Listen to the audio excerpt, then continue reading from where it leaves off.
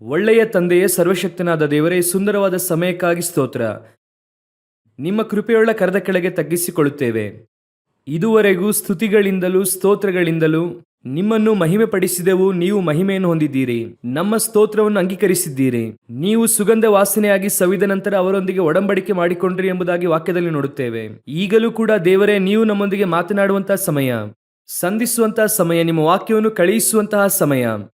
ದೇವರಾಗಿರುವ ಕರ್ತನು ಬಂದಂತ ಪ್ರತಿಯೊಬ್ಬರೊಂದಿಗೆ ಮಾತನಾಡಿರಿ, ಸಂಧಿಸಿರಿ, ನಿಮ್ಮ ವಾಕ್ಯವನ್ನು ಕಳುಹಿಸಿರಿ. ಕೃಪೆಯುಳ್ಳ ಕರದ ಕೆಳಗೆ ನಮ್ಮನ್ನು ತಗ್ಗಿಸಿಕೊಳ್ಳುತ್ತೇವೆ. ನಮ್ಮ ದೇವರಾದ ಯೇಸು ಕ್ರಿಸ್ತನ ನಾಮದಲ್ಲಿ ಒಪ್ಪಿಸಿಕೊಟ್ಟು ಪ್ರಾರ್ಥಿಸುತ್ತೇವೆ, ನಮ್ಮ ಜೀವವುಳ್ಳ ಒಳ್ಳೆಯ ತಂದೆಯೇ. ಹಲ್ಲೆಲೂಯಾ. ಲೂಕನ ಬರೆದ ಸುವಾರ್ತೆ 17ನೇ ಅಧ್ಯಾಯ 26ರಿಂದ 30ನೇ ವಾಕ್ಯದಲ್ಲಿ ಯೇಸು ಕ್ರಿಸ್ತನು ಅವರು ಬರುವುದಕ್ಕಿಂತ ಮುಂಚಿತವಾಗಿ ನಡೆಯಲಿಕ್ಕಿರುವ ಗುರುತುಗಳಲ್ಲಿ ಒಂದು ಗುರುತಾಗಿ ಒಂದು ಕಾಲಘಟ್ಟದ ಕುರಿತಾಗಿ ಹೇಳುತ್ತಾರೆ. ಯಾವ ಕಾಲಘಟ್ಟ? ನೋಹನ ಕಾಲವನ್ನು ಲೋಟನ ಕಾಲವನ್ನು ಕಂಪೇರ್ ಮಾಡಿ ಹೇಳುತ್ತಾರೆ. ನೋಹನ ಕಾಲದಲ್ಲೂ ಒಂದು ನಾಶನ ಬಂತು, ಲೋಟನ ಕಾಲದಲ್ಲೂ ಕೂಡ ಒಂದು ನಾಶನ ಬಂತು. ನೋಹನ ಕಾಲದಲ್ಲಿ ಇಡೀ ಲೋಕಕ್ಕೆ ನಾಶನ ಬಂತು, ಲೋಟನ ಕಾಲದಲ್ಲಿ ಸೋದೋಮ್ಗೆ ನಾಶನ ಬಂತು. ಆ ನಾಶನದಿಂದ ನೋಹನು ಮತ್ತು ಅವನ ಕುಟುಂಬದವರು ರಕ್ಷಿಸಲ್ಪಟ್ಟರು. ಇಲ್ಲಿ ಲೋಟನು ಅವನ ಕುಟುಂಬವು ರಕ್ಷಿಸಲ್ಪಟ್ಟರು. ಈ ಎರಡು ಸಂಭವಗಳಲ್ಲಿ ಇರುವಂತಹ ಕೆಲವು ವಿಷಯಗಳು ಇಂದು ನಾವು ಇದರಲ್ಲಿ 3ನೆಯ ಪಾರ್ಟ್ಗೆ ಕಾದಿದ್ದೇವೆ. ಏನೆಂದರೆ ಅದರಲ್ಲಿ 30ನೇ ವಾಕ್ಯ, ಮನುಷ್ಯ ಕುಮಾರನು ಪ್ರತ್ಯಕ್ಷವಾಗುವ ದಿವಸದಲ್ಲಿ ಅದೇ ರೀತಿ ಇರುವುದು.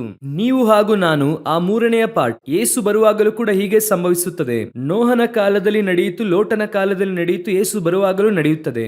ಯೇಸು ಕ್ರಿಸ್ತನು ಬರುವಾಗಲೂ ಕೂಡ ಹಾಗೆ ನಡೆಯುತ್ತದೆ ಎಂದು ವಾಕ್ಯ ಹೇಳುತ್ತದೆ. ಇದನ್ನು ಅರ್ಥೈಸಿಕೊಳ್ಳುವುದಕ್ಕೇನು ಕಾರಣ ಅಂದರೆ, ನೋಹನ ಕಾಲದಲ್ಲಿ ಆ ನಾಶನ ಬರುವಂತಹ ಸಮಯದಲ್ಲಿ ಅದರೊಳಗೆ ಒಂದು ವಿಮೋಚನೆ ಇತ್ತು. ಲೋಟನ ಕಾಲದಲ್ಲಿ ನಾಶನ ಬಂದಾಗಲೂ ಕೂಡ ಅಲ್ಲಿ ಒಂದು ರಕ್ಷಣೆ ಇತ್ತು. ಯೇಸು ಕ್ರಿಸ್ತನು ಬರುವಾಗಲೂ ಕೂಡ ಈ ಭೂಮಿಯಲ್ಲಿ ನಾಶನ ಇರುತ್ತದೆ, ಅದರೊಳಗೆ ನಿಮಗೂ ಹಾಗೂ ನನಗೂ ವಿಮೋಚನೆ ಇರುತ್ತದೆ. ಹಲ್ಲೆಲೂಯಾ. ನಮಗೆ ಆ ನಾಶನ ಹೇಗೆ ಬರುತ್ತದೆ ಎಂಬುದಾಗಿ ತಿಳಿದುಕೊಳ್ಳುವುದಕ್ಕಿಂತಲೂ ಆ ನಾಶನದಲ್ಲಿ ಹೇಗೆ ನಾವು ರಕ್ಷಿಸಲ್ಪಡುತ್ತೇವೆ ಎಂದು ತಿಳಿದುಕೊಳ್ಳುವುದೇ ಬಹಳ ಪ್ರಾಮುಖ್ಯ.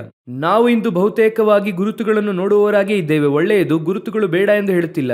ಶಿಷ್ಯರು ಕೂಡ ಕೇಳುತ್ತಾರೆ, ನಿಮ್ಮ ಬರುವಿಕೆಗೂ ಲೋಕದ ಅಂತ್ಯಕ್ಕೂ ಗುರುತುಗಳೇನೆಂಬುದಾಗಿ ಅವರು ಕೇಳುತ್ತಾರೆ. ಆದರೆ ಈ ಗುರುತುಗಳು ಯಾತಕ್ಕಾಗಿ ಹೇಳಲ್ಪಟ್ಟಿದೆ ಅಂದರೆ ಅವರ ಬರುವಿಕೆಗಾಗಿ, ಅವರ ಬರುವಿಕೆಯಲ್ಲಿ ಪಾಲುಗಾರರಾಗುವುದಕ್ಕಾಗಿ ಹೇಳಲ್ಪಟ್ಟಿದೆ. ಅದೇ ರೀತಿಯಾಗಿ ಸುದ್ದಿ ಕೇಳುವಾಗ ನಾವು ಯಾವುದಕ್ಕಾಗಿ ಕೇಳುತ್ತಾ ಇದ್ದೇವೆ? ಏನೋ ಒಂದು ಸುದ್ದಿ ಇನ್ಫಾರ್ಮೇಶನ್ಗೋಸ್ಕರವಾಗಿ ಮಾತ್ರವಲ್ಲ, ಅಥವಾ ಕಡ್ಡಾಯಕ್ಕಾಗಿ ಅಲ್ಲ. ನಾವು ಸುದ್ದಿ ಕೇಳುವಂತ ಹಿನ್ನೆಲೆ ಏನೆಂದರೆ ಅದರ ನಡುವೆ ಒಂದು ಟೇಕ್ ಅವೇ ಇದೆ. ನಾವು ಏನಾಗಿದ್ದೇವೆ, ಏನನ್ನು ತೆಗೆದುಕೊಂಡು ಹೋಗುತ್ತೇವೆ, ಆ ಸುದ್ದಿಯು ನಮ್ಮೊಂದಿಗೆ ಏನು ಮಾತನಾಡಿತ್ತು, ನಮಗೆ ಏನನ್ನು ತಿಳಿಸಿತು, ಅದರ ಮೂಲಕವಾಗಿ ನಮಗೆ ಏನು ರಿಸಲ್ಟ್, ಅದೇ ಬಹಳ ಪ್ರಾಮುಖ್ಯ.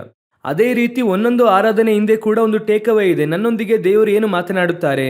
ನಮ್ಮ ಪಾಸ್ಟರ್ ಆಗಾಗ್ಗೆ ಒಂದು ಮಾತನ್ನು ಹೇಳುತ್ತಾರೆ, ಏನೆಂದರೆ 1 ತಾಸು ಸಂದೇಶವನ್ನು ಯಾರು ಕೊಡುತ್ತಾರೆ ಎಂಬುದಾಗಿ ನೋಡಬೇಡ, ಅದರಲ್ಲಿ ಏನು ಸಿಗುತ್ತದೆ ನೋಡು ಎಂದು ಹೇಳುತ್ತಾರೆ. ಯಾರೇ ಮಾತನಾಡಿದರೂ ಕೂಡ ಅದರಲ್ಲಿ 5 ನಿಮಿಷ ಸಂದೇಶ ನಿನಗೆ ಇರುತ್ತದೆ. ದೇವರು ನಮ್ಮನ್ನು ಬರಿದಾಗಿ ಹಿಂತಿರುಗಿ ಕಳುಹಿಸುವುದಿಲ್ಲ ಅನ್ನುತ್ತಾರೆ. ಕೆಲವು ಸಮಯದಲ್ಲಿ ನೋಡುವುದಾದ್ರೆ ಇವ್ರು ಮಾತಾಡಿದ್ರೆ ಕೂತಿರುತ್ತೇವೆ, ಅವ್ರು ಮಾತಾಡಿದ್ರೆ ಕೂತಿರುವುದಿಲ್ಲ. ನಾವು ವ್ಯಕ್ತಿಯನ್ನು ಸೆಲೆಕ್ಟ್ ಮಾಡಿ ಸಂದೇಶ ಕೇಳುತ್ತೇವೆ, ಹಾಡನ್ನು ಕೇಳುತ್ತೇವೆ. ನಾನು ಹೇಳುತ್ತೇನೆ, ಯಾವುದೇ ಸಂದೇಶವಾಗಿದ್ದರೂ ದೇವರು ಮಾತನಾಡುತ್ತಾರೆ.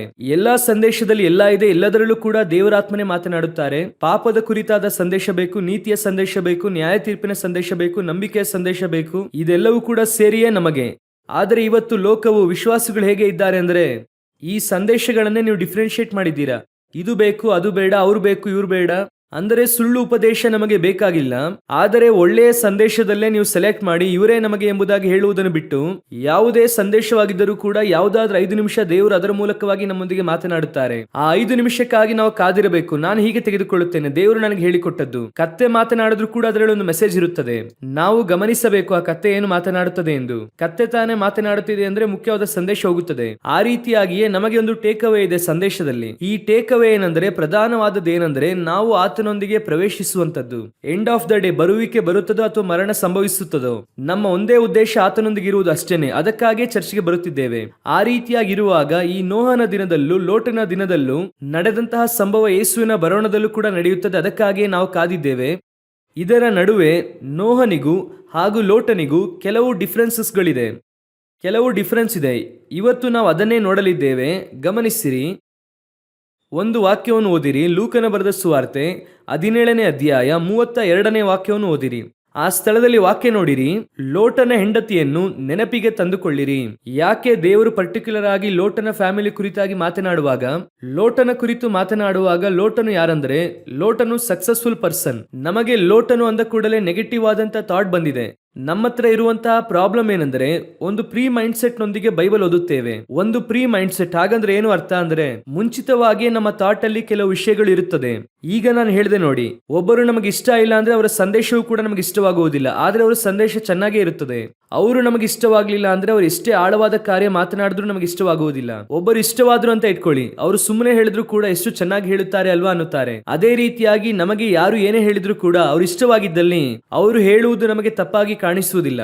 ಪರವಾಗಿಲ್ಲ ಬಿಡಿ ಎಂಬುದಾಗಿ ಹೇಳುತ್ತಾರೆ. ಅದೇ ನಿಮಗೆ ಇಷ್ಟವಿಲ್ಲದವರು ಚಿಕ್ಕ ತಪ್ಪು ಮಾಡಿದ್ರು ಅದು ಹೇಗ್ರಿ ಮಾಡುತ್ತಾರೆ ಅಂತ ಕೇಳುತ್ತೀರಾ? ಆ ರೀತಿ ಲೋಟನನ್ನು ಅವನ ಫ್ಯಾಮಿಲಿಯನ್ನು ಯಾವಾಗಲೂ ನೆಗೆಟಿವ್ ಆಗಿ ನೋಡುತ್ತೇವೆ. ನಮ್ಮ ಮೈಂಡ್ ಅಲ್ಲಿ ಆ ಥಾಟ್ ಇದೆ ಅಲ್ವಾ, ಆದ್ರೆ ಅವರ ಬಳಿಯಲ್ಲೂ ಕೂಡ ಒಳ್ಳೆಯ ಗುಣಗಳಿದೆ, ಅವರ ಬಳಿಯಲ್ಲೂ ಕೂಡ ಕೆಲವು ಗುಡ್ ಕ್ವಾಲಿಟೀಸ್ ಇದೆ. ಇದನ್ನು ಯಾಕೆ ಬೈಬಲ್ ನಮಗೆ ಕೊಟ್ಟಿದೆ ಅಂದರೆ ಅವರ ಬಳಿ ಇರುವಂತಹ ಒಳ್ಳೆಯ ವಿಷಯವನ್ನು ತೆಗೆದುಕೊಳ್ಳಬೇಕು, ಕೆಟ್ಟ ವಿಷಯಗಳನ್ನು ತೆಗೆದುಕೊಳ್ಳಬಾರದು. ಅದಕ್ಕಾಗಿ ದೇವರು ಎರಡನ್ನೂ ಕೂಡ ಕೊಟ್ಟಿದ್ದಾರೆ. ದೇವರು ಅಂದುಕೊಂಡಿದ್ರೆ ಕೆಲವು ವಿಷಯಗಳನ್ನು ಹೈಡ್ ಮಾಡಬಹುದಾಗಿತ್ತು. ದೇವರಿಗೆ ದಾವಿದನಂದ್ರೆ ಬಹಳ ಇಷ್ಟ. ದಾವಿದನ ಹೆಸರು ಯೇಸು ಕ್ರಿಸ್ತನ ನಂತರವಾಗಿ ಬೈಬಲ್ ನಲ್ಲಿ ಇರುವಂತಹ ಅಧಿಕವಾದ ಹೆಸರು. ಹಳೆಯ ಒಡಂಬಡಿಕೆಯಲ್ಲಿ ಒಬ್ಬ ಮನುಷ್ಯನ ಹೆಸರು ಅಧಿಕವಾಗಿದೆ ಅಂದ್ರೆ ಟೋಟಲ್ ಬೈಬಲ್ ನಲ್ಲಿ ಅದು ದಾವಿದನೇ. ದೇವರಿಗೆ ಅಷ್ಟರ ಮಟ್ಟಿಗೆ ದಾವಿದನಂದ್ರೆ ಇಷ್ಟ. ಆದ್ರೆ ದೇವರು ಅಂದುಕೊಂಡಿದ್ರೆ ಏನ್ ಮಾಡಬಹುದಾಗಿತ್ತು? ದಾವಿದನು ಮಾಡಿದ ತಪ್ಪನ್ನು ಏನ್ ಮಾಡಬಹುದಾಗಿತ್ತು? ಅದನ್ನು ಮರೆ ಮಾಡಬಹುದಾಗಿತ್ತು ಅಲ್ವಾ? ನಾವು ಹಾಗೆ ತಾನೆ, ನಮಗೆ ಬಹಳ ಇಷ್ಟವಾದವರಂದ್ರೆ ಅವರು ಮಾಡಿದ ತಪ್ಪನ್ನು ನಾವು ಏನ್ ಮಾಡುತ್ತೇವೆ? ಹಾಗೆ ಮರೆ ಮಾಡಿ ಮಾತನಾಡುತ್ತೇವೆ. ನಮ್ಮ ದೇವರು ಹಾಗೆ ಬಿಡೋದಿಲ್ಲ. ಅವನು ಮಾಡಿದ ತಪ್ಪನ್ನು ಕೂಡ ದೇವರು ಬರೆದಿಟ್ಟಿದ್ದಾರೆ. ಕಾರಣ ನಮ್ಮ ದೇವರು ನೀತಿಯುಳ್ಳ ನ್ಯಾಯಾಧಿಪತಿ. ಅದೇ ಸಮಯದಲ್ಲಿ ನಮ್ಮ ಪ್ರಕಾರ ನಾವು ಅದರಿಂದ ಒಂದು ಪಾಠವನ್ನು ಕಲಿತುಕೊಳ್ಳಬೇಕು. ಈಗ ಇವರಿಬ್ಬರಿದ್ದಾರೆ, ಇವರಿಬ್ಬರನ್ನು ಕೂಡ ನೋಡುವುದಾದ್ರೆ ನೀತಿವಂತರು. ಅದೇ ಬಹಳ ಪ್ರಾಮುಖ್ಯ. 2 ಪೇತ್ರನ ಪುಸ್ತಕ 2ನೇ ಅಧ್ಯಾಯ 8ನೇ ವಾಕ್ಯವನ್ನು ಓದೋಣ. ಆ ನೀತಿವಂತನು ಅವರ ನಡುವೆ ಇದ್ದುಕೊಂಡು ಅವರ ಅನ್ಯಾಯ ಕೃತ್ಯಗಳನ್ನು ನೋಡುತ್ತಾ ಕೇಳುತ್ತಾ ಅವುಗಳ ನಿಮಿತ್ತ ದಿನೇ ದಿನೇ ತನ್ನ ನೀತಿಯುಳ್ಳ ಆತ್ಮದಲ್ಲಿ ಬಹಳವಾಗಿ ಕರಕರೆಗೊಂಡನು. ಇವ್ರು ಯಾರು? ನೀತಿವಂತನು. ವಾಕ್ಯ ಹೇಳುತ್ತದೆ ನೀತಿವಂತನು. ಆದಿಕಾಂಡ ಪುಸ್ತಕ 6ನೇ ಅಧ್ಯಾಯ 9ನೇ ವಾಕ್ಯವನ್ನು ಓದಿರಿ. ನೋಹನು ನೀತಿವಂತನು, ತನ್ನ ಕಾಲದಲ್ಲಿ ತಪ್ಪಿಲ್ಲದವನು ಆಗಿದ್ದನು. ವಾಕ್ಯ ಸ್ಪಷ್ಟವಾಗಿ ಹೇಳುತ್ತದೆ ನೋಹನು ಏನಾಗಿದ್ದಾನೆ? ನೀತಿವಂತನಾಗಿದ್ದಾನೆ. ಇಬ್ಬರು ಕೂಡ ಯಾವ ಕಾಲದಲ್ಲಿ ನೀತಿವಂತನ, ಅದೇ ಬಹಳ ಮುಖ್ಯ.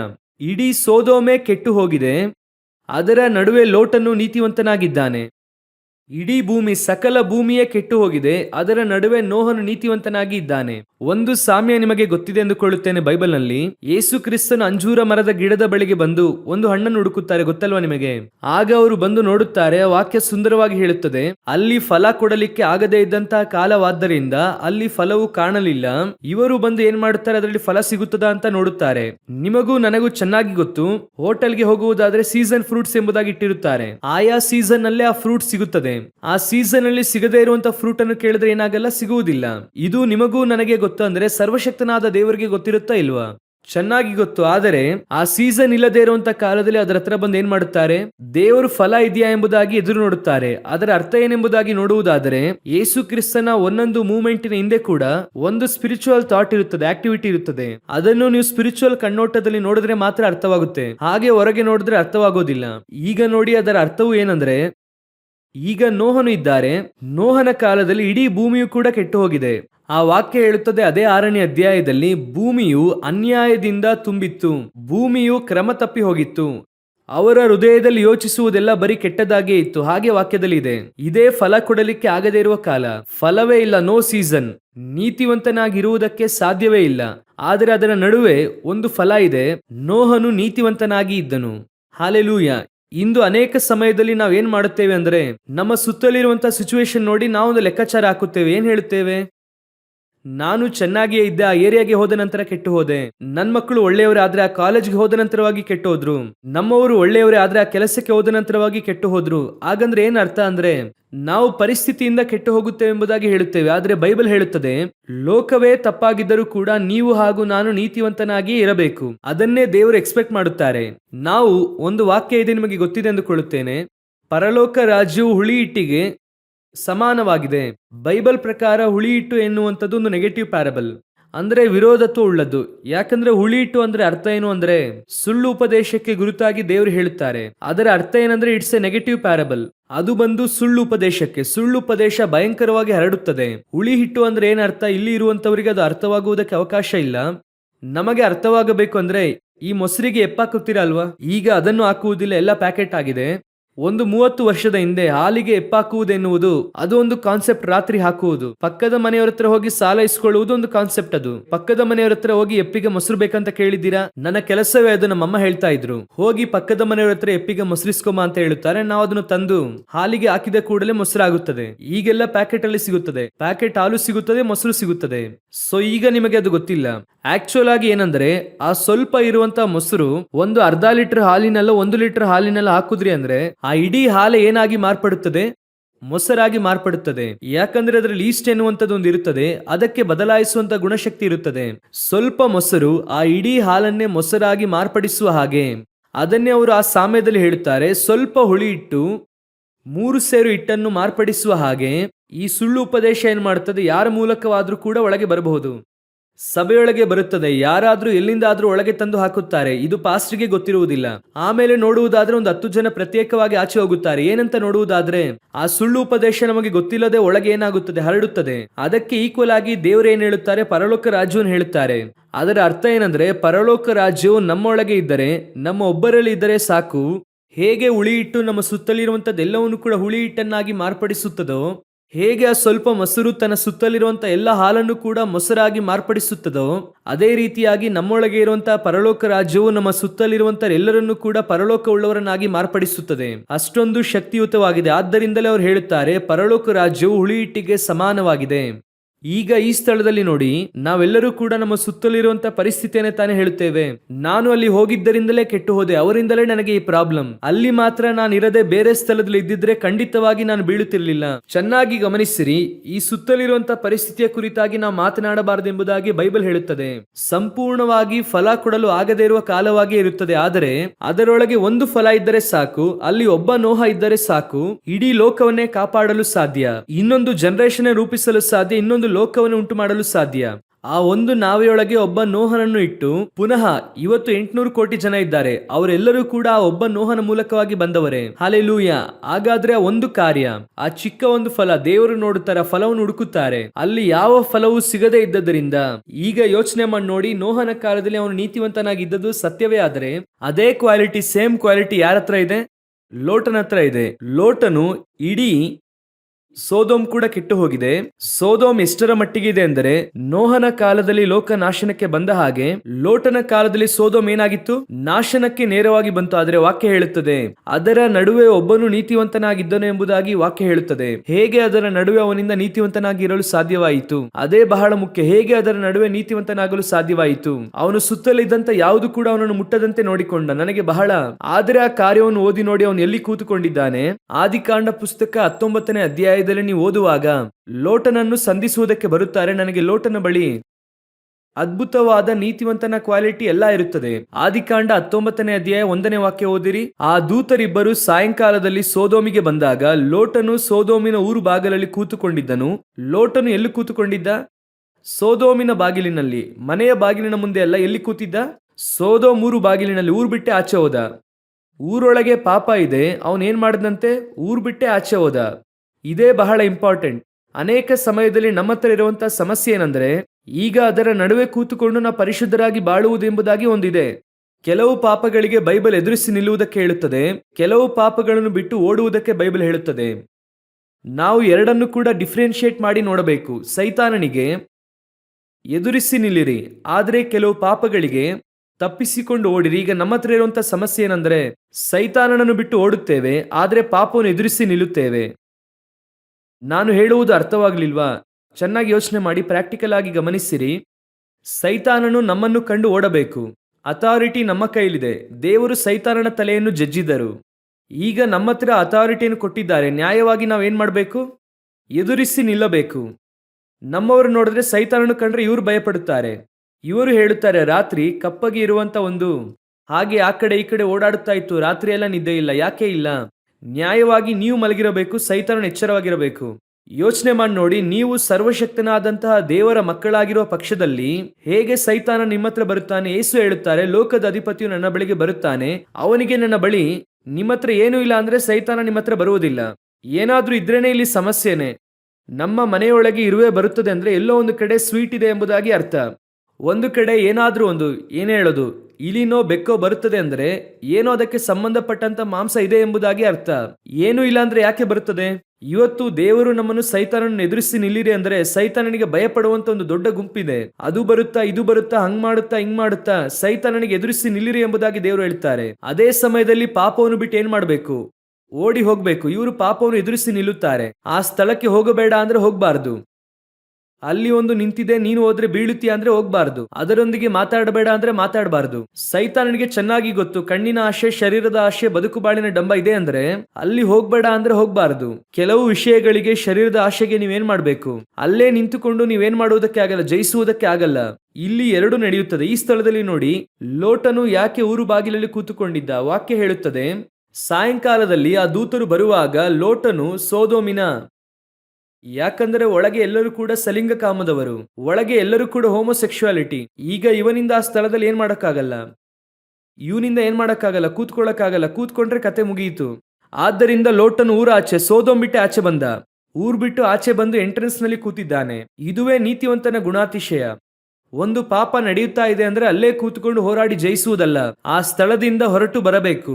ಆ ಸ್ಥಳವನ್ನು ಬಿಟ್ಟು ಅಗಲಬೇಕು. ಅವನ್ ಪಾಡಿಗೆ ಊರಿಂದ ಆಚೆ ಬಂದಿದ್ದಾನೆ. ಯೋಚನೆ ಮಾಡಿ ನೋಡಿ, ಹೆಂಡತಿ ಮಕ್ಕಳೆಲ್ಲ ಮನೆಯಲ್ಲಿದ್ದಾರೆ. ಇವನೇನ್ ಮಾಡ್ದ? ಊರಿಂದ ಆಚೆ ಬಂದು ಕೂತಿದ್ದಾನೆ. ಎಂತಹ ವ್ಯಕ್ತಿ ನೋಡಿರಿ, ದೊಡ್ಡ ಕೋಟ್ಯಾಧಿಪತಿ. ಅದೇ ಬಹಳ ಮುಖ್ಯ. ಯಾರಿವನು?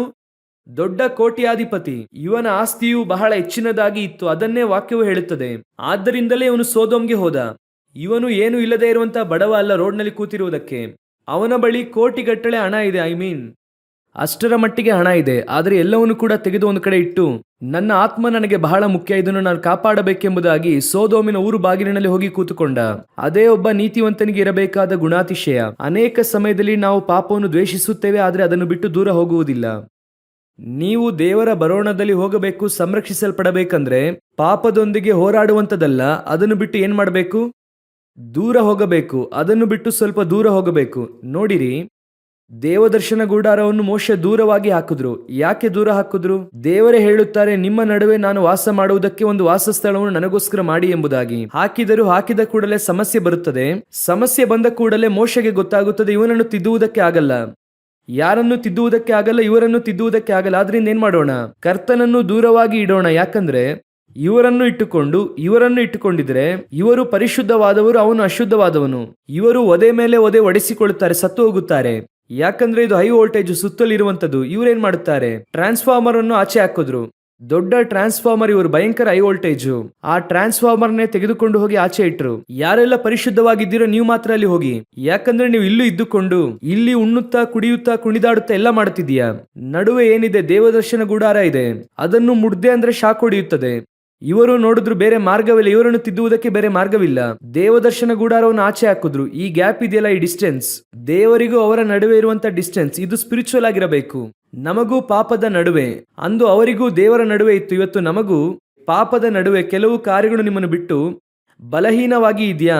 Make distance. ಸ್ವಲ್ಪ ದೂರ ಹೋಗಿ ನೀವು ಕೂತ್ಕೊಳ್ರಿ. ಅಲ್ಲೇ ಕೂತುಕೊಂಡು ಜಯಿಸುತ್ತೇನೆ ಅಂದ್ರೆ ಆಗುವುದಿಲ್ಲ.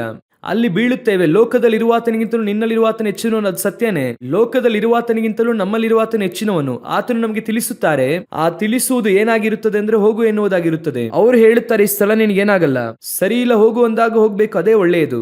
ನಾನು ಹೇಳುತ್ತಿರುವುದು, ಯಾವುದು ನಿಮ್ಮ ಬೀಳುವಿಕೆಗೆ ಕಾರಣವಾಗಿದೆಯೋ ಆ ಪಾಪವನ್ನು ಬಿಟ್ಟು ಮೇಕ್ ಡಿಸ್ಟೆನ್ಸ್. ಅದು ಬಹಳ ಒಳ್ಳೆಯದು. ಅದೇ ನಿಮ್ಮನ್ನು ಕಾಪಾಡುತ್ತದೆ. ಲೋಟನು ನೀತಿವಂತನು, ಅವರು ಹಾಗೆ ಮಾಡುತ್ತಾರೆ. ಆ ನೀತಿವಂತನಿಗೆ ಇರುವಂತ ಗುಣಾತಿಶಯ. ಈಗ ನೋಡಿ, ಇದೇ ಕಾರ್ಯವನ್ನು ನೋಹನು ಮಾಡುತ್ತಾರೆ. ವಾಕ್ಯ ಹೇಳುತ್ತದೆ, ನೋಹನು ದೇವರೊಂದಿಗೆ ಅನ್ಯೂನ್ಯವಾಗಿದ್ದ. ಹಾಗಂದ್ರೆ ಏನು ಅರ್ಥ ಅಂದ್ರೆ, ಇವನು ಇವರೊಂದಿಗೆ ಬಾಳಲಿಲ್ಲ, ಅವರೊಂದಿಗೆ ಬಾಳುತ್ತಾ ಇದ್ದ. ಆ ಡಿಸ್ಟೆನ್ಸ್, ಆ ಗ್ಯಾಪ್ ಇವನ ಹಾಗೂ ಅವರ ನಡುವೆ ಬಂತು. ಭೂಮಿಯು ಅನ್ಯಾಯದಿಂದ ತುಂಬಿದೆ, ಭೂಮಿಯು ಕೆಟ್ಟು ಹೋಗಿದೆ. ಇವನು ಭೂಮಿಯನ್ನು ನೋಡಿ ಹೇಳಲಿಲ್ಲ, ಇದಕ್ಕೆಲ್ಲ ಇದೇ ಕಾರಣ ಎಂಬುದಾಗಿ. ನಿಮ್ಮ ಬೀಳುವಿಕೆಗೆ ಯಾವಾಗಲೂ ಹೇಳುತ್ತೇನೆ, ನಿಮ್ಮ ಬೀಳುವಿಕೆಗೆ ಆ ಹಣ್ಣು ಕಾರಣವಲ್ಲ, ಆ ಹಣ್ಣನ್ನು ನೋಡಿದಂತ ನೀವೇ ಕಾರಣ. ಆ ಸರ್ಪದ ಮಾತನ್ನು ಕೇಳಿದ್ದೇ ಸಮಸ್ಯೆ. ಈಗ ದೇವ್ರು ಏನ್ ಮಾಡಬೇಕಾಗಿತ್ತು? ಆ ಮರವನ್ನು ಕತ್ತರಿಸಬೇಕಾಗಿತ್ತಾನೆ ಅಲ್ವಾ? ಅಥವಾ ಇವರನ್ನು ಕೊಲ್ಲಬೇಕಾಗಿತ್ತು. ಅವರು ಆ ಮರವನ್ನು ಅಲ್ಲೇ ತಾನೇ ಇಟ್ಟಿದ್ದಾರೆ, ಒಳ್ಳೆದರ ಕೆಟ್ಟದರ ಅರಿವನ್ನು ಹುಟ್ಟಿಸುವ ಮರ. ಕಾರಣ ಏನಂದ್ರೆ, ಹಣ್ಣಿನಿಂದ ಪಾಪವಲ್ಲ, ಹಣ್ಣಿನಲ್ಲಿ ಪಾಪವಿದೆ. ಅದನ್ನು ತಿನ್ನದೇ ಇರುವಂತದ್ದು ನಿಮ್ಮ ಕೈಯಲ್ಲೇ ಇದೆ. ನೀವು ಎಷ್ಟು ಡಿಸ್ಟೆನ್ಸ್ ಅಲ್ಲಿ ಇರುತ್ತೀರೋ ಅಷ್ಟು ಒಳ್ಳೆಯದು. ಲೋಟನು ಊರು ಬಾಗಿಲಿನಲ್ಲಿ ಕೂತುಕೊಂಡಿದ್ದನು, ನೀತಿವಂತನು. ಆದರೆ ಇವನಲ್ಲಿ ಇದ್ದಂತಹ ಇನ್ನೊಂದು ಸಮಸ್ಯೆ ಏನು? ಇವನ ಹತ್ರ ಇದ್ದಂತಹ ಪ್ರಾಬ್ಲಮ್ ಏನು? ನೀತಿವಂತನಾಗಿದ್ದರೂ ಕೂಡ ಈಗ ನೋಡಿ, ನಾವು ಒಂದು ಡಿಫರೆನ್ಸ್ ಅನ್ನು ನೋಡೋಣ. ಸರಿನಾ? ಆದಿಕಾಂಡ ಪುಸ್ತಕ 7ನೇ ಅಧ್ಯಾಯ 7ನೇ ವಾಕ್ಯ. ಆಗ ನೋಹನು ಪ್ರಳಯವನ್ನು ತಪ್ಪಿಸಿಕೊಳ್ಳುವುದಕ್ಕೆ ಹೆಂಡತಿ, ಮಕ್ಕಳು, ಸೊಸೆಯರ ಸಹಿತವಾಗಿ ನಾವೆಯಲ್ಲಿ ಸೇರಿದನು. ಇಲ್ಲಿ ಏನಾಯಿತು? ಒಳಗೆ ಹೋಗುವಾಗ, ನೋಹನು ನಾವೆಯೊಳಗೆ ಹೋಗುವಾಗ ವಾಕ್ಯ ಸ್ಪಷ್ಟವಾಗಿ ಹೇಳುತ್ತದೆ, ನೋಹನು, ಅವನ ಹೆಂಡತಿಯು, ಅವನ ಮಕ್ಕಳು, ಅವನ ಸೊಸೆಯರ ಸಹಿತವಾಗಿ ನಾವೆಯಲ್ಲಿ ಸೇರಿದನು. ಇಬ್ಬರು ಕೂಡ ನೀತಿವಂತರೆ, ಮರೆತು ಹೋಗಬಾರದು. ಇಬ್ಬರು ಬಿಲೀವರ್ಸ್, ಇಬ್ಬರು ವಿಶ್ವಾಸಿಗಳು, ಇಬ್ಬರು ಆತ್ಮಿಕ ಉಳ್ಳವರು. ನಮ್ಮ ಭಾಷೆಯಲ್ಲಿ ಹೇಳಬೇಕಂದ್ರೆ, ಒಬ್ಬನು ಕುಟುಂಬವಾಗಿ ಎಲ್ಲಿ ಹೋದ? ನಾವೆಯೊಳಗೆ ಹೋದ. ಅಲ್ಲಿ ಯೇಸು ಹೇಳುತ್ತಾರೆ, ಓದಿರಿ. ಅದೇ ಲೂಕನ ಬರೆದ ಸುವಾರ್ತೆ 17ನೇ ಅಧ್ಯಾಯ 32ನೇ ವಾಕ್ಯ. ಲೋಟನ ಹೆಂಡತಿಯನ್ನು ನೆನಪಿಗೆ ತಂದುಕೊಳ್ಳಿರಿ. ನಮ್ಮೆಲ್ಲರಿಗೂ ಗೊತ್ತು ಲೋಟನ ಹೆಂಡತಿಗೆ ಏನಾಯಿತು ಎಂಬುದಾಗಿ. ಆದಿಕಾಂಡ ಪುಸ್ತಕ 19ನೇ ಅಧ್ಯಾಯ 26ನೇ ವಾಕ್ಯ. ಲೋಟನ ಹೆಂಡತಿ ಅವನ ಹಿಂದೆ ಬರುತ್ತಿರುವಾಗ ಹಿಂದಿರುಗಿ ನೋಡಿದ್ದರಿಂದ ಉಪ್ಪಿನ ಕಂಬವಾದಳು. ಇದನ್ನೇ ಯೇಸು ಹೇಳುತ್ತಾರೆ, ಲೋಟನ ಹೆಂಡತಿಯನ್ನು ನೆನಪಿಸಿಕೊಳ್ಳಿರಿ. ಈಗ ಆಕೆ ಹಿಂತಿರುಗಿ ನೋಡಿ ಉಪ್ಪಿನ ಕಂಬವಾದಳು. ಈಗ ಯೇಸು ಏನು ಹೇಳುತ್ತಾರೆ ನೋಡಿರಿ, 17ನೇ ಅಧ್ಯಾಯ 31ನೇ ವಾಕ್ಯದಲ್ಲಿ, ಆ ದಿನದಲ್ಲಿ ಮಾಳಿಗೆಯ ಮೇಲೆ ಇರುವವನು ಮನೆಯೊಳಗಿಂದ ತನ್ನ ವಸ್ತುಗಳನ್ನು ತೆಗೆದುಕೊಳ್ಳುವುದಕ್ಕೆ ಇಳಿದು ಬರಬಾರದು. ಅದೇ ಪ್ರಕಾರ ಹೊಲದಲ್ಲಿ ಇರುವವನು ಸಹ ತಿರುಗಿ ಹಿಂದಕ್ಕೆ ಹೋಗಬಾರದು. ಇದೇ ಅದರ ಕಂಪ್ಯಾರಿಸನ್. ಇದಕ್ಕೂ ಅದಕ್ಕೂ ಇರುವಂತ ಡಿಫರೆನ್ಸ್. ಏನ್ ಡಿಫರೆನ್ಸ್? ಲೋಟನ ಹೆಂಡತಿ ಹಿಂತಿರುಗಿ ನೋಡಿ ಉಪ್ಪಿನ ಕಂಬವಾದಳು. ಆ ರೀತಿಯಾಗಿ ಇದೆ. ಯೇಸು ಮತ್ತೆ ಹೇಳುತ್ತಾರೆ, ಮನುಷ್ಯ ಕುಮಾರನು ಬರುವಾಗ ಲೋಟನ ದಿವಸದಲ್ಲಿ ನಡೆದ ಹಾಗೆ ನಡೆಯುತ್ತದೆ. ನೀವು ಏನು ಮಾಡಬಾರದು? ಲೋಟನ ಹೆಂಡತಿ ಹಿಂತಿರುಗಿ ನೋಡಿದ ಹಾಗೆ ನೀವು ಹಿಂತಿರುಗಿ ನೋಡಬೇಡಿ. ಸ್ಪಷ್ಟವಾಗಿ ಹೇಳುತ್ತಾರೆ. ಆದರೆ ನೋಹನ ಕುಟುಂಬ ನಾವೆಯೊಳಗೆ ಸುರಕ್ಷಿತವಾಗಿ ಹೋಯಿತು. ಈಗ ಲೋಟನ ಫ್ಯಾಮಿಲಿ ಹೊರಗೆ ಬರುವಾಗ ಫ್ಯಾಮಿಲಿ ಹೋಯಿತು, ಫ್ಯಾಮಿಲಿ ಇಲ್ಲ. ಈಗ ನೋಡಿ 3 ಕಾರ್ಯಗಳಿದೆ. ನೋಹನನ್ನು ನೆನಪಿಸಿಕೊಳ್ಳಿರಿ, ಲೋಟನನ್ನು ನೆನಪಿಸಿಕೊಳ್ಳಿರಿ, ಮನುಷ್ಯ ಕುಮಾರನು ಬರುವುದನ್ನು ಕೂಡ ನೆನಪಿಸಿಕೊಳ್ಳಿರಿ. ಒಂದು ಫ್ಯಾಮಿಲಿ ಹೋಯಿತು, ಇನ್ನೊಂದು ಫ್ಯಾಮಿಲಿ ಹೋಗಲಿಲ್ಲ. ಮೂರನೇದಾಗಿ ಈಗ ನಾವು, ನಮ್ಮ ಫ್ಯಾಮಿಲಿ ಹೋಗುತ್ತದಾ ಅಥವಾ ಹೋಗುವುದಿಲ್ಲವಾ? ಇದೇ ಪ್ರಶ್ನೆ. ನೋಹನು ತನ್ನ ಹೆಂಡತಿಯೊಂದಿಗೆ ನಾವೆಯೊಳಗೆ ಪ್ರವೇಶಿಸಿದನು. ಲೋಟನು ತನ್ನ ಹೆಂಡತಿಯನ್ನು ಬಿಟ್ಟು ಸೋದೋಮ್ನಿಂದ ಆಚೆ ಬಂದನು. ಈಗ ಮನುಷ್ಯ ಕುಮಾರನು ಬರಲಿದ್ದಾನೆ. ಅದೇ ರೀತಿಯಾಗಿ ನಡೆಯಲಿದೆ. ಇದರಲ್ಲಿ ಯಾವ ಕ್ಯಾಟಗರಿಯಲ್ಲಿ ನೀವು ನಾನು ಇರಲಿದ್ದೇವೆ? ಕುಟುಂಬದೊಂದಿಗೆ ನಾವೆಯೊಳಗೆ ಪ್ರವೇಶಿಸುತ್ತೇವಾ ಅಥವಾ ಕುಟುಂಬವನ್ನು ಬಿಟ್ಟು ಸೋದೋಮ್ ಬಿಟ್ಟು ಆಚೆ ಬರಲಿದ್ದೇವಾ? ಇಬ್ಬರು ಕೂಡ ವಿಮೋಚಿಸಲ್ಪಟ್ಟರು, ಇಬ್ಬರಿಗೂ ನ್ಯಾಯ ತೀರ್ಪು. ಈಗ ಇಲ್ಲಿ ಏನು ಸಮಸ್ಯೆ? ನೀವು ನೀತಿವಂತರೆ? ಹೌದು, ನಾವು ನೀತಿವಂತರೆ. ಲೋಟನು ನೀತಿವಂತನೇ, ನೋಹನು ನೀತಿವಂತನೇ. ಲೋಟನು ಸೋದೋಮಿನಿಂದ ಆಚೆ ಬಂದು ಪ್ರತ್ಯೇಕವಾದ ಜೀವಿತವನ್ನು ಜೀವಿಸುತ್ತಾರೆ. ನೋಹನು ಕೂಡ ದೇವರೊಂದಿಗೆ ಅನ್ಯೂನ್ಯವಾಗಿ ನಡೆಯುತ್ತಾನೆ. ಎಲ್ಲಾ ಗುಡ್ ಕ್ವಾಲಿಟೀಸ್ ಇದೆ. But what about your family? ನಿಮ್ಮ ಕುಟುಂಬದ ಕುರಿತಾದಂತಹ ನಿಮ್ಮ ಕಾರ್ಯವೇನು? ಇದು ಬಹಳ ಮುಖ್ಯ. ಯಾಕೆ ಎಂಬುದಾಗಿ ಕೇಳುವುದಾದರೆ, ಇವತ್ತು ನಮ್ಮಲ್ಲಿ ಸ್ವಲ್ಪ ಜನರಿಗೆ ಕೆಲವು ವಿಷಯಗಳು ಅರ್ಥವಾಗುತ್ತಿಲ್ಲ. ಏನು ಅರ್ಥವಾಗುತ್ತಿಲ್ಲ? ಮದುವೆಯಾಗದಂಥವರು, ಮದುವೆಯಾಗಿರುವಂಥವ್ರು ಇಬ್ಬರಿಗೂ ಅನ್ವಯಿಸುತ್ತದೆ. ಹೆಂಡತಿ ಅಥವಾ ಕುಟುಂಬ ಅಂದ ಕೂಡಲೇ ಒಳ್ಳೆಯದಾಯ್ತು, ಸ್ತೋತ್ರ, ಪ್ರೈಸ್ ದ ಲಾರ್ಡ್, ಹಾಲೆಲೂಯಾ. ನನಗೆ ಇನ್ನೂ ಕೂಡ ಮದುವೆನೇ ಆಗಿಲ್ಲ, ಒಳ್ಳೆಯದಾಯ್ತು, ಸ್ತೋತ್ರ, ಪ್ರೈಸ್ ದ ಲಾರ್ಡ್ ಅಪ್ಪ. ಆ ಕಥೆನೇ ಇಲ್ಲ ಇಲ್ಲಿ. ಆ ವಾಕ್ಯವನ್ನು ನೀವು ಓದುದ್ರಿ ಅಲ್ವಾ? ಆದಿಕಾಂಡ ಪುಸ್ತಕ 7ನೇ ಅಧ್ಯಾಯ 7ನೇ ವಾಕ್ಯ. ಆಗ ನೋಹನು ಪ್ರಳಯವನ್ನು ತಪ್ಪಿಸಿಕೊಳ್ಳುವುದಕ್ಕೆ ಹೆಂಡತಿ, ಮಕ್ಕಳು, ಸೊಸೆಯರ ಸಹಿತವಾಗಿ ನಾವೆಯಲ್ಲಿ ಸೇರಿದನು. ಚೆನ್ನಾಗಿ ಗಮನಿಸಿರಿ. ಹೆಂಡತಿ, ಮಕ್ಕಳು ಮತ್ತು ಸೊಸೆಯರ ಸಹಿತವಾಗಿ. ಮಕ್ಕಳು ಕೂಡ ಒಳಗೆ ಹೋಗಿದ್ದಾರೆ, ಆದರೆ ಈ ಸ್ಥಳದಲ್ಲಿ ಲೋಟನ ಮಕ್ಕಳು ಆಚೆ ಬಂದರು. ಸೊ ಈ ಆಚೆ ವಿಮೋಚಿಸಲ್ಪಟ್ಟವರಲ್ಲಿ ಮಕ್ಕಳು ಕೂಡ ಇದ್ದಾರೆ. ನಾವೆಯೊಳಗೆ ಪ್ರವೇಶಿಸುವುದರಲ್ಲಿ ಮಕ್ಕಳು ಇದ್ದಾರೆ. ಸೊ ಇದು ಮದುವೆಯಾದವರು, ಮದುವೆಯಾಗದೇ ಇರುವಂತವರು ಎಲ್ಲರಿಗೂ ಕೂಡ ಅನ್ವಯಿಸುತ್ತದೆ. ಆ ನಾವೆಯೊಳಗೆ ಪ್ರವೇಶಿಸಿದಂಥದ್ದು ನೋಹನ ಮಕ್ಕಳು, ಮದುವೆಯಾದಂಥವರು. ಇಲ್ಲಿ ಲೋಟನ ಜೊತೆ ಆಚೆ ಬಂದಂಥವರು ಮದುವೆಯಾಗದೇ ಇರುವವರು. ಸೊ ವಿಮೋಚನೆ ಮದುವೆಯಾಗದೇ ಇರುವಂತವರಿಗೂ ಸೂಚಿಸುತ್ತದೆ, ಮದುವೆಯಾದಂಥವರಿಗೂ ಕೂಡ ಸೂಚಿಸುತ್ತದೆ.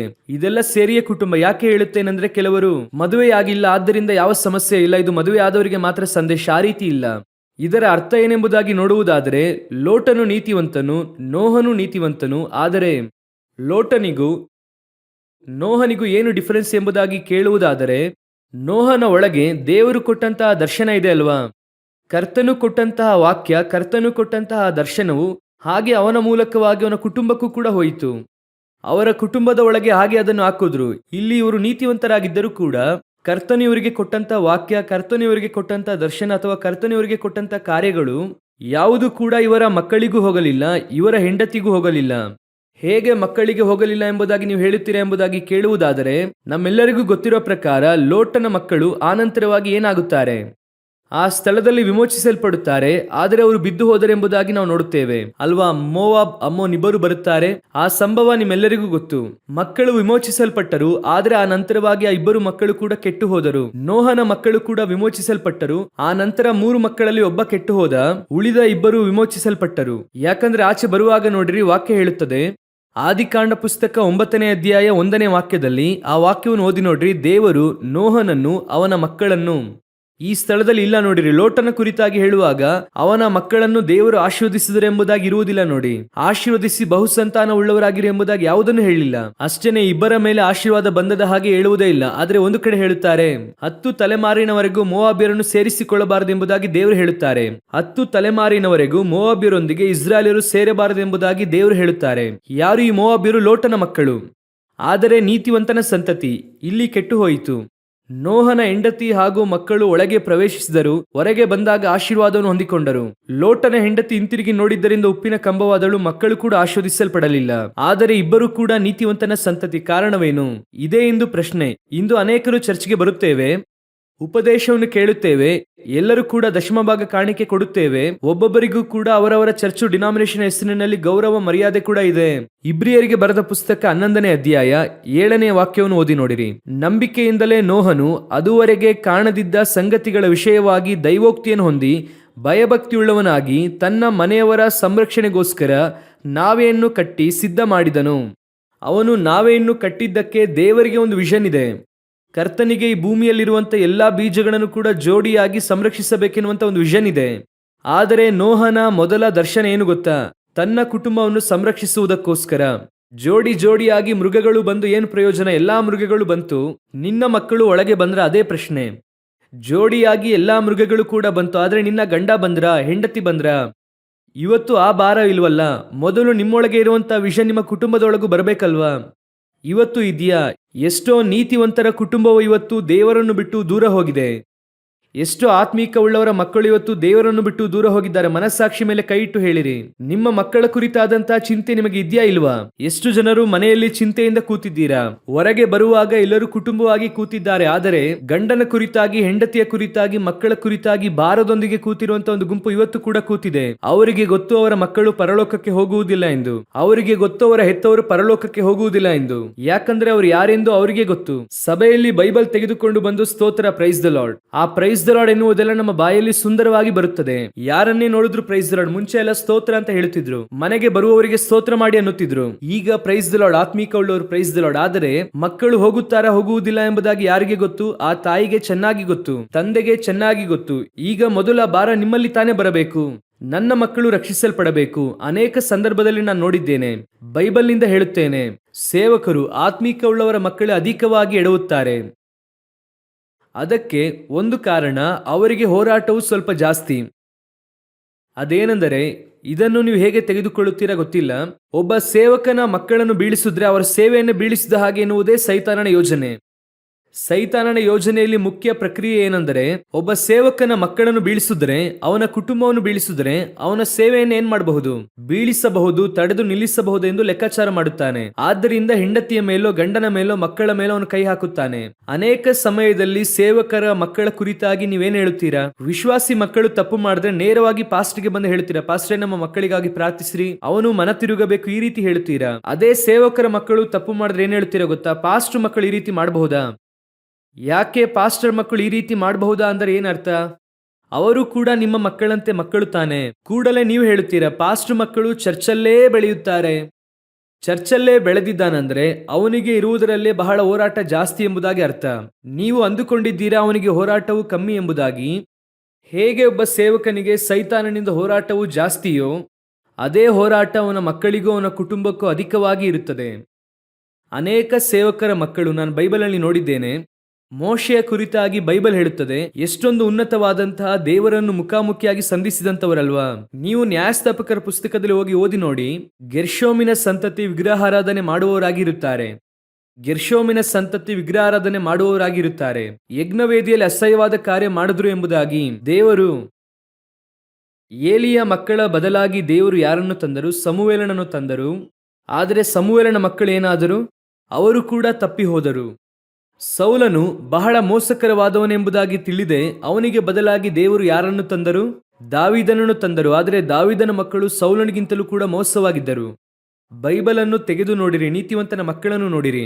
ನಮ್ಮ ಮಕ್ಕಳೇ, ನಾನು ಹೇಳುತ್ತೇನೆ, ಯೇಸುವಿನ ರಕ್ತದಿಂದ ತೊಳೆಯಲ್ಪಟ್ಟ ನೀತಿವಂತರು. ನಿಮ್ಮ ಕುಟುಂಬಕ್ಕಾಗಿ ಅಧಿಕವಾಗಿ ಪ್ರಾರ್ಥಿಸಿರಿ.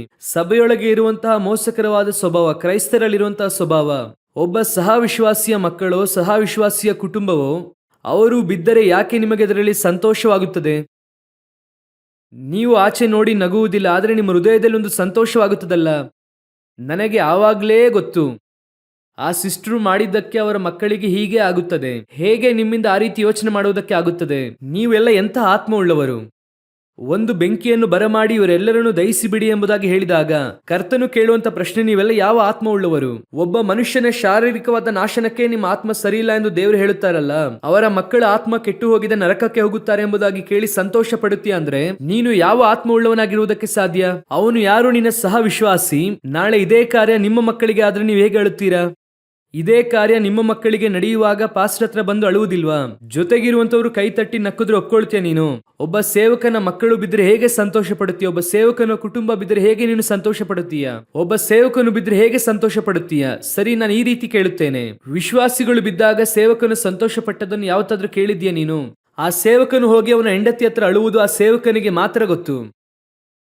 ಪಾಸ್ಟರ್ಗೆ ಸಭೆಯಲ್ಲಿ ಒಬ್ಬ ವಿಶ್ವಾಸಿ ಬಿದ್ದ ಅಂದ್ರೆ, ಇಂಜಾರಿ ಹೋದ ಅಂದ್ರೆ, ಅಥವಾ ಒಂದು ತಪ್ಪು ಮಾಡ್ದ ಅಂದ್ರೆ ಆ ಪಾಸ್ಟರ್ ತನ್ನ ಹೆಂಡತಿ ಹತ್ರ ಹೋಗಿ ಅಳುತ್ತಾರೆ. ಈ ಕುಟುಂಬ ಈ ರೀತಿಯಾಗಿ ಆಗುತ್ತದೆ ಎಂಬುದಾಗಿ ನಾನು ಎದುರು ನೋಡ್ಲೇ ಇಲ್ಲ. ನಾನು ಇವರ ಮೇಲೆ ಎಷ್ಟೊಂದು ನಂಬಿಕೆ ಇಟ್ಟಿದ್ದೆ ಗೊತ್ತಾ? ಹೇಗೆ ಆ ಸೇವಕನ ಕುಟುಂಬ ಬಿದ್ದಾಗ ನಿಮ್ಮಿಂದ ಸಂತೋಷ ಪಡುವುದಕ್ಕೆ ಸಾಧ್ಯ? ಸೇವಕರನ್ನು ಮಾತ್ರ ಹೇಳುತ್ತಿಲ್ಲ, ಸಹ ವಿಶ್ವಾಸಿಯನ್ನು ಕೂಡ ಹೇಳುತ್ತೇನೆ, ಯಾವತ್ತೂ ಕೂಡ ಇನ್ನೊಬ್ಬರ ಬೀಳುವಿಕೆಯಲ್ಲಿ ಸಂತೋಷ ಪಡಬೇಡಿ. ನಮ್ಮ ಕುಟುಂಬ ರಕ್ಷಿಸಲ್ಪಡಬೇಕೆನ್ನುವಂಥದ್ದು ಫಸ್ಟ್, ಆ ಭಾರ ನಮ್ಮಲ್ಲಿರಬೇಕು. ಎರಡನೆಯದಾಗಿ ನಿನ್ನ ಸಹ ವಿಶ್ವಾಸಿಯ ಕುಟುಂಬ ರಕ್ಷಿಸಲ್ಪಡಬೇಕು. ಒಂದು ವೇಳೆ ಬೀಳುವಿಕೆ ಆದ್ರೆ ಅದರಲ್ಲಿ ಸಂತೋಷ ಪಡಬಾರದು. ಅವರು ರಕ್ಷಿಸಲ್ಪಡಬೇಕೆನ್ನುವಂತ ಭಾರ ನಿಮ್ಮಲ್ಲಿರಬೇಕು. ಹಾಗೆ ಅನ್ನಿಸಬೇಕು, ಡಿಫಾಲ್ಟ್ ಆಗಿ ಹಾಗೆ ಬರಬೇಕು. ಅಬ್ಷಲೋಮನು ಬಿದ್ದಾಗ ದಾವೀದನು ಯಾವತ್ತೂ ಸಂತೋಷ ಪಡುವುದಿಲ್ಲ. ಸೌಲನು ಬಾಧಿಸಲ್ಪಟ್ಟಾಗ ದಾವೀದನು ಯಾವತ್ತೂ ಸಂತೋಷ ಪಡುವುದಿಲ್ಲ. ನನ್ನನ್ನು ಹಿಂದಟ್ಟಿ ಕೊಲೆ ಮಾಡುವುದಕ್ಕೆ ನೋಡಿದ, ಒಳ್ಳೆಯದಾಯ್ತು ಸತ್ತು ಹೋದ ಎಂಬುದಾಗಿ ದಾವೀದನು ಹೇಳಿಲ್ಲ. ಸೌಲನಿಗಾಗಿ ಅತ್ತ. ಒಬ್ಬ ಸುನ್ನತಿ ಆಗದವನು ಸತ್ತು ಹೋದ ಹಾಗೆ ಸತ್ತು ಹೋದ ಎಂಬುದಾಗಿ ಅವನು ಅತ್ತ. ತನ್ನನ್ನು ಹಿಂದಟ್ಟಿ ತನ್ನ ಕುಟುಂಬವನ್ನೇ ನಾಶಪಡಿಸಬೇಕೆಂಬುದಾಗಿ ಬಂದಂತ ತನ್ನ ಮಗನು ಅಲ್ಲಿ ತನಗೆ ವಿರೋಧವಾಗಿ ತನ್ನ ಮಗ ಸತ್ತು ಹೋದ ಕೂಡಲೇ ಅವನು ಅತ್ತಂತ ಕಣ್ಣೀರು ಯೋಬನಿಗೆ ಹೋಗುತ್ತದೆ. ಅರಸನು ಭಯಂಕರವಾಗಿ ಅಳುತ್ತಿದ್ದಾರೆ. ಆ ಹೃದಯವು ಇದ್ದರೆ ಮಾತ್ರವೇ ವಾಕ್ಯ ಹೇಳುತ್ತದೆ, ದಾವೀದನು ದೇವರಿಗೆ ಒಪ್ಪುವ ಮನುಷ್ಯನಾಗಿದ್ದನು. ಅವನು ಯಾವತ್ತೂ ಕೂಡ ವಿರೋಧಿಗಳ ಬೀಳುವಿಕೆಯಲ್ಲಿ ಸಂತೋಷ ಪಡಲಿಲ್ಲ. ಒಂದು ದಿನವೂ ಕೂಡ ಇನ್ನೊಬ್ಬರ ಬೀಳುವಿಕೆಯಲ್ಲಿ ಅವನು ಸಂತೋಷ ಪಡಲೇ ಇಲ್ಲ. ಇವತ್ತು ಸಭೆ ಯಾವ ಪರಿಸ್ಥಿತಿಯಲ್ಲಿ ಇದೆ? ವಿಶ್ವಾಸಿ ಬಿದ್ದು ಹೋದ್ರೆ, ಅಥವಾ ವಿಶ್ವಾಸಿ ಮಕ್ಕಳು ಬಿದ್ದು ಹೋದ್ರೆ, ಅಥವಾ ಒಬ್ಬ ವಿಶ್ವಾಸಿಯ ಮಕ್ಕಳು ಕಾಣದೆ ಹೋದ್ರು, ತಪ್ಪಾದ ಮಾರ್ಗದಲ್ಲಿ ಹೋದ್ರು ಅಂದ್ರೆ ನೀವು ಸಂತೋಷಪಟ್ಟು ಸಭೆಯಲ್ಲಿ ಕೂತು ಮಾತನಾಡುತ್ತೀರಾ? ಹೋದ್ರಂತೆ ನಾಳೆ ನಿಮ್ಮ ಮನೆಯಲ್ಲಿ ಆ ರೀತಿ ನಡೆಯುವುದಿಲ್ಲ ಎನ್ನುವುದಕ್ಕೆ ಯಾವ ನಿಶ್ಚಯ? ನಡೆಯುವುದಿಲ್ಲ ಎನ್ನುವುದಕ್ಕೆ ಏನ್ ನಿಶ್ಚಯ? ದೇವರು ನಮಗೆ ಕೊಟ್ಟಿರುವಂತಹ ಒಂದು ದೊಡ್ಡದಾದಂತಹ ಮಾತು ಏನ್ ಗೊತ್ತಾ? ಅಳುವವರ ಸಂಗಡ ನೀವು ಕೂಡ ಅಳಿರಿ, ಅಳುವವರ ಸಂಗಡ ನೀವು ನಗಬೇಡಿ, ಅಳುವವರ ಸಂಗಡ ಅಳಿರಿ. ಇವತ್ತು ಅನೇಕ ಕ್ರೈಸ್ತ ಕುಟುಂಬಗಳು, ನೀತಿವಂತರ ಕುಟುಂಬಗಳು, ಸೇವಕರ ಕುಟುಂಬಗಳು ಹಿಂತಿರುಗಿ ನೋಡುವಂತ ಅನುಭವಕ್ಕೆ ಬಂದಿದೆ. ನಿಮ್ಮ ವಿಷನ್ ಯಾಕೆ ಇಂಥ ಪರಿಸ್ಥಿತಿ ಬರುತ್ತದೆ ಎಂಬುದಾಗಿ ನೋಡುವುದಾದರೆ, ನೋಹನ ಒಳಗೆ ಇದ್ದಂತ ವಿಷನ್ ಯಾರತ್ರ ಇತ್ತು? ಅವನ ಮಕ್ಕಳ ಹತ್ರ ಇತ್ತು. ಆದರೆ ಲೋಟನ ಹತ್ರ ಇದ್ದಂತ ವಿಷನ್ ಯಾರತ್ರ ಇರಲಿಲ್ಲ. ಅವನ ಮಕ್ಕಳಲ್ಲಿ ಇಲ್ಲ, ಹಾದು ಹೋಗಲಿಲ್ಲ. ಅವನ ಹೆಂಡತಿಯಲ್ಲೂ ಇಲ್ಲ, ಅವನ ಮಕ್ಕಳಲ್ಲೂ ಕೂಡ ಹೋಗಲೇ ಇಲ್ಲ. ಅದೇ ಬಹಳ ಮುಖ್ಯ. ಯೋಚನೆ ಮಾಡಿ ನೋಡಿ, ದೇವರು ಅಷ್ಟು ದೊಡ್ಡ ವಿಷನ್ ಕೊಡುತ್ತಾರೆ ಲೋಟನಿಗೆ. ನಾಶನವಾಗಲಿದೆ. ನನಗೆ ಬಹಳ ಇಷ್ಟವಾದ ವಿಷಯ ಏನಂದ್ರೆ, ನೋಹನು ಒಳಗೆ ಹೋದ ನಂತರ ಬಾಗಿಲನ್ನು ಮುಚ್ಚಿದರು ಎಂಬುದಾಗಿ ಇದೆ. ಲೋಟನ ಹತ್ರ ಕೇಳುತ್ತಾ ಇರುತ್ತಾರೆ, ನೀನಿರುವ ತನಕ ನಾಶ ಮಾಡುವುದಕ್ಕೆ ಆಗಲ್ಲ, ಆಚೆ ಹೋಗು ಎಂಬುದಾಗಿ. ಆಗಲೂ ಕೂಡ ಡಿಲೇ ಮಾಡಿದಾಗ ಕೈ ಹಿಡಿದುಕೊಂಡು ಏನ್ ಮಾಡುತ್ತಾರೆ? ಹೋಗಿ ಆಚೆ ಬಿಡುತ್ತಾರೆ. ಹಾಗಂದ್ರೆ ಅವರ ಮೇಲೆ ಪರಲೋಕಕ್ಕೆ ಎಷ್ಟು ಉನ್ನತವಾದಂತಹ ಪ್ರೀತಿ ಇದೆ ನೋಡಿರಿ. ಆ ನೀತಿವಂತನ ಮೇಲೆ ಪರಲೋಕಕ್ಕೆ ಎಷ್ಟು ಪ್ರೀತಿ ಇದೆ. ಆ ನೀತಿವಂತನ ಹಾಗೆಯೇ ನೀವು ಹಾಗೂ ನಾನು ಕೂಡ ಇರಬೇಕು. ಇವತ್ತು ನಮ್ಮ ಮಕ್ಕಳಲ್ಲಿ ನಮಗೆ ಇದ್ದಂಥ ವಿಷನ್ ಯಾರಿಗೆ ಹೋಗುತ್ತಾ ಇಲ್ಲ? ಇದು ಫಸ್ಟ್ ಪಾರ್ಟ್. ಎರಡನೆಯ ಪಾರ್ಟು ಅದೇ ಆದಿಕಾಂಡ ಪುಸ್ತಕ 7ನೇ ಅಧ್ಯಾಯ 7ನೇ ವಾಕ್ಯ ಓದಿರಿ.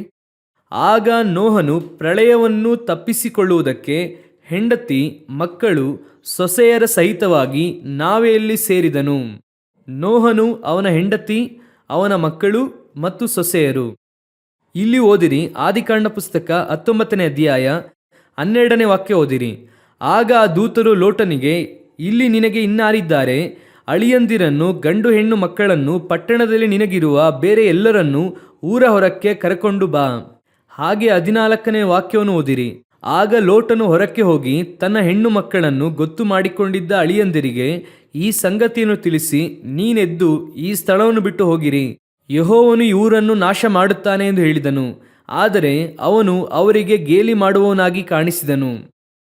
ಲೋಟನ ವಿಷನ್ ಒಂದೇ ದಿನದಲ್ಲಿ ನೆರವೇರಲಿದೆ, ನಾಳೆ ಬೆಳಗ್ಗೆ ನಡೆಯಲಿದೆ. ಆದರೆ ನೋಹನ ವಿಷನ್ 100 ವರ್ಷ ನಡೆಯಲಿಲ್ಲ. ನಾನು ಹೇಳುವುದು ಅರ್ಥವಾಗುತ್ತಿದೆಯಾ? ನೋಹನು 500 ವರ್ಷದವನಾಗಿದ್ದಾಗ ದೇವರು ಮಾತನಾಡುತ್ತಾರೆ, 600ನೇ ವರ್ಷದಲ್ಲಿ ಜಲಪ್ರಳಯವು ಸಂಭವಿಸುತ್ತದೆ. ಆದರೆ ನೋಹನ ವಿಷನ್ ಅವನ ಮಕ್ಕಳಲ್ಲೂ ಹಾಗೂ ಅವನ ಸೊಸೆಯರಲ್ಲೂ ಕೂಡ ಹೋಯಿತು.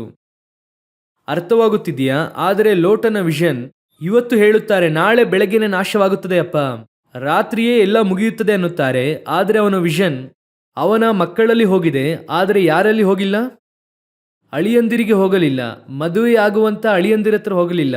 ಕಾರಣ ಅವನು ಅವರಿಗೆ ಗೇಲಿ ಮಾಡುವವನಾಗಿ. ನೋಹನು ಕೂಡ ಪ್ರಸಂಗ ಮಾಡುವಾಗ ಜನರು ಏನು ಮಾಡಿರುತ್ತಾರೆ? ಗೇಲಿ ಮಾಡಿರುತ್ತಾರೆ. ಆದರೆ ಆ ಪರಿಹಾಸ್ಯವು ಲೋಕಕ್ಕೆ ಅದು ಪರಿಹಾಸ್ಯವಾಗಿ ಇತ್ತು. ನೋಹನ ಮಕ್ಕಳ ಹೆಂಡತಿಯರು ಅಂದರೆ ಸೊಸೆಯರಿಗೂ ಅದು ಹೋಯಿತು. ಆದರೆ ಲೋಟನ ಅಳಿಯಂದಿರಿಗೆ ಅದು ಹೋಗಲಿಲ್ಲ. ನನಗೆ ಅದು ಬಹಳ ಆಶ್ಚರ್ಯ. ಹೇಗೆ ಮೊದಲು ನೋಹನ ಹೆಂಡತಿಯೊಳಗೆ ಹೋಯಿತು ಆ ವಿಷನ್, ಆದರೆ ಲೋಟನ ಹೆಂಡತಿಗೆ ಹೋಗಲಿಲ್ಲ. ನೋಹನ ಮಕ್ಕಳಿಗೆ ಹೋಯಿತು, ಆದರೆ ಲೋಟನ ಮಗಳಿಗೆ ಅದು ಸರಿಯಾಗಿ ಹೋಗಲಿಲ್ಲ. ಅಪ್ಪ ಹೇಳಿದ್ರು ಅಂತ ಆಚೆ ಬಂದ್ರು ಬಿಟ್ರೆ ಆ ವಿಷನ್ ಸಂಪೂರ್ಣವಾಗಿ ಅವ್ರಿಗೆ ಹೋಗಲಿಲ್ಲ. ಆದ್ರಿಂದಲೇ ಕೆಟ್ಟು ಹೋದ್ರು. ನೋಹನ ಸೊಸೆಯಂದಿರಿಗೂ ಕೂಡ ಹೋಗಿದೆ, ಲೋಟನ ಅಳಿಯಂದಿರಿಗೆ ಅದು ಹೋಗಲಿಲ್ಲ. ಸನ್ನಿನ್ಲಾಗಿ ಆ ದರ್ಶನ ಹೋಗಲಿಲ್ಲ. ಹಾಗಂದರೆ ಇಲ್ಲಿ ನೀತಿವಂತನಾಗಿರುವುದು ನಾನು ಮಾತ್ರ ನೀತಿವಂತನಾಗಿರುವಂಥದ್ದು ಮುಖ್ಯವಲ್ಲ, ನೆಕ್ಸ್ಟ್ ಜನರೇಷನ್ಗೂ ಕೂಡ ಅದು ಹೋಗಬೇಕಾಗಿದೆ. ಅದೇ ಬಹಳ ಇಂಪಾರ್ಟೆಂಟ್. ಹೋಗುತ್ತಾ ಇದೆಯಾ ಎನ್ನುವಂಥದ್ದೇ ಪ್ರಶ್ನೆ. ಈಗ ನೋಡಿ, ಸೊಸೆಯರಿಗೂ ಕೂಡ ಹೋಗಿದ್ದರಿಂದಲೇ ಅವರೆಲ್ಲರೂ ಕೂಡ ಸೇರಿಯ ನಾವೇನು ಕಟ್ಟಿದ್ದರಿಂದ ಆಚೆ ಬಂದ ಕೂಡಲೇ ಅವರನ್ನು ಆಶೀರ್ವದಿಸಿ ಬಹುಸಂತಾನ ಉಳ್ಳವರಾಗಿ ಎಚ್ಚಿರಿ ಎಂಬುದಾಗಿ ದೇವರು ಹೇಳುತ್ತಾರೆ. ಈಗ ಲೋಟನ ಹೆಣ್ಣು ಮಕ್ಕಳಲ್ಲಿ ಆ ದರ್ಶನ ಹೋಗದೇ ಇದ್ದರಿಂದ ಅವರು ಬರಲಿಲ್ಲ, ಅವರ ಸಂತತಿಯು ಕೂಡ ಶಪಿಸಲ್ಪಟ್ಟಿತು. ನಾನು ಹೇಳುವುದು ಅರ್ಥವಾಗುತ್ತಿದೆಯಾ? ಇಂದು ಅನೇಕ ವೇಳೆಯಲ್ಲಿ ಮಕ್ಕಳ ಮೇಲೆ ಇರುವಂತ ನಿಮ್ಮ ವಿಷನ್ ಆ ನಿಮ್ಮ ಮನೆಯಲ್ಲಿ ಬರುವಂತ ಅಳಿಯಂದಿರೋ ಸೊಸೆಯರಿಗೋ ಅವರಿಗೆ ಆ ವಿಷನ್ ಇದೆಯಾ? ದಾವೀದನು ಸೌಲನ ಜೊತೆಗೆ ಇದ್ದಾನೆ, ಸೌಲನ ಜೊತೆಗೆ ಇದ್ದಾರೆ. ಸೌಲನ ಮೈನಸ್ ನಮಗೆ ಗೊತ್ತಾಗುತ್ತೆ ಅಂದ್ರೆ ದಾವೀದನಿಗೆ ಗೊತ್ತಾ ಇಲ್ವಾ? ಗೊತ್ತು ತಾನೆ. ಹೇಗೆ ದಾವೀದನಿಂದ ಸೌಲನ ಅಭಿಷೇಕವನ್ನು ಘನಪಡಿಸಲು ಆಯಿತು? ಮತ್ತೆ ಮತ್ತೆ ಹೇಳುತ್ತಾರೆ ತಾನೆ, ಕರ್ತನಿಂದ ಅಭಿಷೇಕಿಸಲ್ಪಟ್ಟವನ ಮೇಲೆ ಕೈ ಹಾಕುವುದು ಹೇಗೆ? ಗೊತ್ತು ತಾನೆ. ಈಗ ಏಲಿಯ ಕುಟುಂಬವನ್ನು ದೇವರು ನಾಶ ಮಾಡುತ್ತಾರೆಂದು ಸಮುವೇಲನಿಗೆ ಗೊತ್ತಿದೆ. ಆದರೆ ಏಲಿಯನ್ನು ಸಮುವೇಲನು ಗೌರವಿಸುವುದನ್ನ ಇಲ್ವಾ? ಜೊತೆಗೆ ಇರುವವನು ತಾನೆ. ಇವತ್ತು ಒಂದು ಕಾರ್ಯವನ್ನು ಈ ರೀತಿಯಾಗಿ ಹೇಳುತ್ತಾರೆ. ಏನು ಹೇಳುತ್ತಾರೆ? ಜೊತೆಗೆ ಇದ್ರೆ ಅವರ ಕುರಿತಾಗಿರುವ ಇನ್ನೊಂದು ಡೌಟ್ ಗೊತ್ತಾಗುತ್ತದೆ, ಆದ್ದರಿಂದ ಗೌರವಿಸುತ್ತಾ ಇಲ್ಲ. ಇನ್ನೊಂದು ಡೌಟ್ ಗೊತ್ತಿದ್ರು ಕೂಡ ಗೌರವಿಸಬೇಕು, ಆಗಲೇ ನೀ ನೀತಿವಂತನು. ಇನ್ನೊಂದು ಡೌಟ್ ಗೊತ್ತಿದ್ರು ಕೂಡ ಗೌರವಿಸಬೇಕು. ಯಾಕೆ ಗೊತ್ತಾ? ಅವನಲ್ಲಿ ಬಲಹೀನತೆ ಇದೆ, ನಿಮ್ಮಲ್ಲಿರುವ ಹಾಗೆ ಅವನಲ್ಲೂ ಕೂಡ ಬಲಹೀನತೆ ಇದೆ. ಆದರೆ ನಿನಗಿಂತ ಅವನ ಮೇಲೆ ಅಭಿಷೇಕ ಪ್ರತ್ಯೇಕವಾಗಿದೆ. ಅವನು ಕರೆಯಲ್ಪಟ್ಟವನು, ಕರ್ತನು ಅವನನ್ನು ಕರೆದಿದ್ದಾನೆ ಅಲ್ವಾ? ಆ ಅಭಿಷೇಕಕ್ಕೆ ನೀನು ಗೌರವ ಕೊಡಬೇಕು.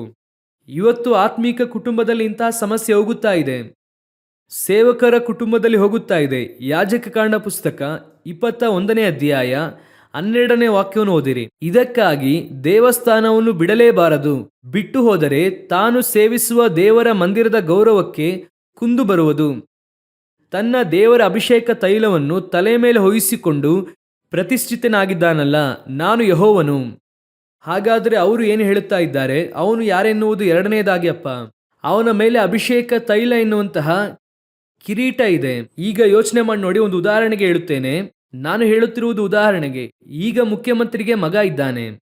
ಮುಖ್ಯಮಂತ್ರಿಗೆ ಮಗ ಇರುವಾಗ ಅವರು ಶಾಸಕಾಂಗ ಸಭೆಗೆ ಹೋಗುವಾಗಲೋ ಅಥವಾ ಸಾಮಾನ್ಯ ವೇದಿಕೆಯಲ್ಲಿ ಮಾತನಾಡುವಾಗಲೋ ಅವರು ಮಾತನಾಡುವಾಗ ಮುಖ್ಯಮಂತ್ರಿ ಎಂಬುದಾಗಿ ಮಾತನಾಡುತ್ತಾರೆ, ಅಪ್ಪ ಎಂಬುದಾಗಿ ಹೇಳುವುದಿಲ್ಲ. ನಮ್ಮ ಅಪ್ಪ ಹತ್ರ ಅಂತ ಮಾತನಾಡುವುದಿಲ್ಲ, ನಮ್ಮ ನಾಯಕರು. ಇದು ಒಂದು ಪ್ರೋಟೋಕಾಲ್. ಏನಿದು? ಒಂದು ಪ್ರೋಟೋಕಾಲ್.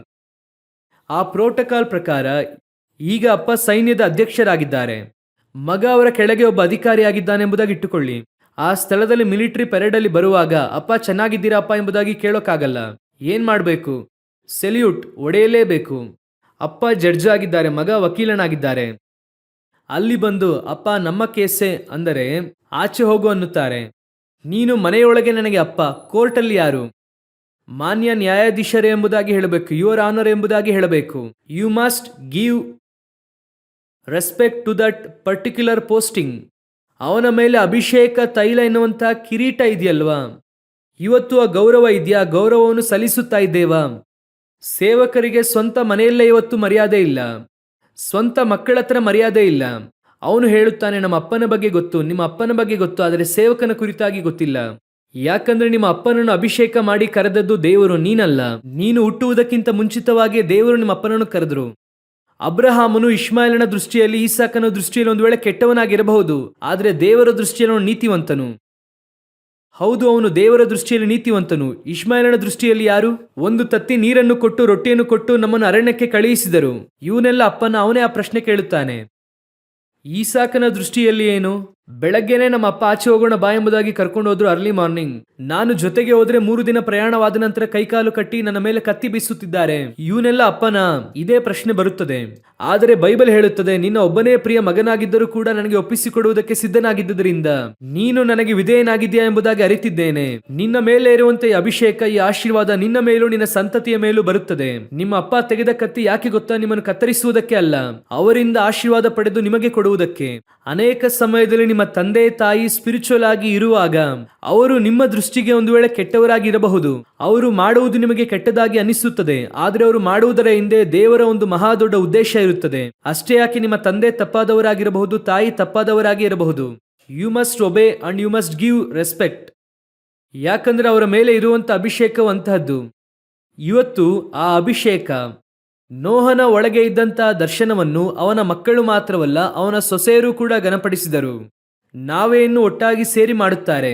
ನೋಹನ ಒಳಗೆ ಇದ್ದಂತ ದರ್ಶನವನ ಸೊಸೆಯರಿಗೂ ಕೂಡ ಹೋಯಿತು, ಆದರೆ ಲೋಟನಲ್ಲಿದ್ದಂಥ ದರ್ಶನವು ಪರಿಹಾಸ್ಯಕ್ಕೆ ಗುರಿಯಾಯಿತು. ಅವನ ಅಳಿಯಂದಿರ ಬಳಿಯಲ್ಲಿ ಅದು ಹೋಗಲಿಲ್ಲ. ಇವತ್ತು ದೇವರು ನಿಮಗೆ ಅದನ್ನೇ ಹೇಳುತ್ತಿದ್ದಾರೆ. ನಿಮ್ಮೊಳಗೆ ಇರುವಂತಹ ದರ್ಶನ ನಿಮ್ಮ ಕುಟುಂಬಕ್ಕೆ ಹೋಗಬೇಕು. ನಾನು ಅಳಿಯಂದಿರಿಗೆ ಹೇಳುತ್ತೇನೆ, ಸೊಸೆಯರಿಗೂ ಕೂಡ ಹೇಳುತ್ತೇನೆ. ನೀವು ಒಂದು ವೇಳೆ ಒಂದು ಆತ್ಮಿಕ ಕುಟುಂಬಕ್ಕೆ ಬಂದರೆ, ನಿಮ್ಮ ಮಾವನವರೋ ನಿಮ್ಮ ಅತ್ತೆಯವರೋ ನಿಮ್ಮ ದೃಷ್ಟಿಯವರು ಕಡಿಮೆ ಆಗಿರಬಹುದು, ಕರ್ತನ ದೃಷ್ಟಿಯಲ್ಲಿ ಅಭಿಷೇಕ ಹೊಂದಿದಂಥವರು. ಅವರಲ್ಲಿ ಒಂದು ದರ್ಶನ ಇದೆ. ಇಂದು ಆತ್ಮಿಕ ಉಳ್ಳವರಲ್ಲಿ ದರ್ಶನವು ನೆರವೇರದೇ ಇರುವುದಕ್ಕೆ ಕಾರಣವೇನು? ಅನೇಕ ಸೇವೆಗಳು ಒಡೆದು ಹೋಗುತ್ತಾ ಇದೆ, ಅನೇಕ ದರ್ಶನಗಳು ನೆರವೇರುತ್ತಾ ಇಲ್ಲ. ಕಾರಣವೇನು? ಇವರೊಳಗೆ ಇರುವಂತಹ ದರ್ಶನ ಅವರಲ್ಲಿ ಬರುತ್ತಾ ಇಲ್ಲ, ಇವರೊಳಗೆ ಇರುವಂತಹ ದರ್ಶನ ಅವರಿಗೆ ಅರ್ಥವಾಗುತ್ತಿಲ್ಲ. ಅವರ ಪ್ರಕಾರವಾಗಿ ಏನು? ನನ್ನನ್ನು ಬಿಡಿ, ನನ್ನನ್ನು ಪ್ರತ್ಯೇಕವಾಗಿ ಬಿಡಿ.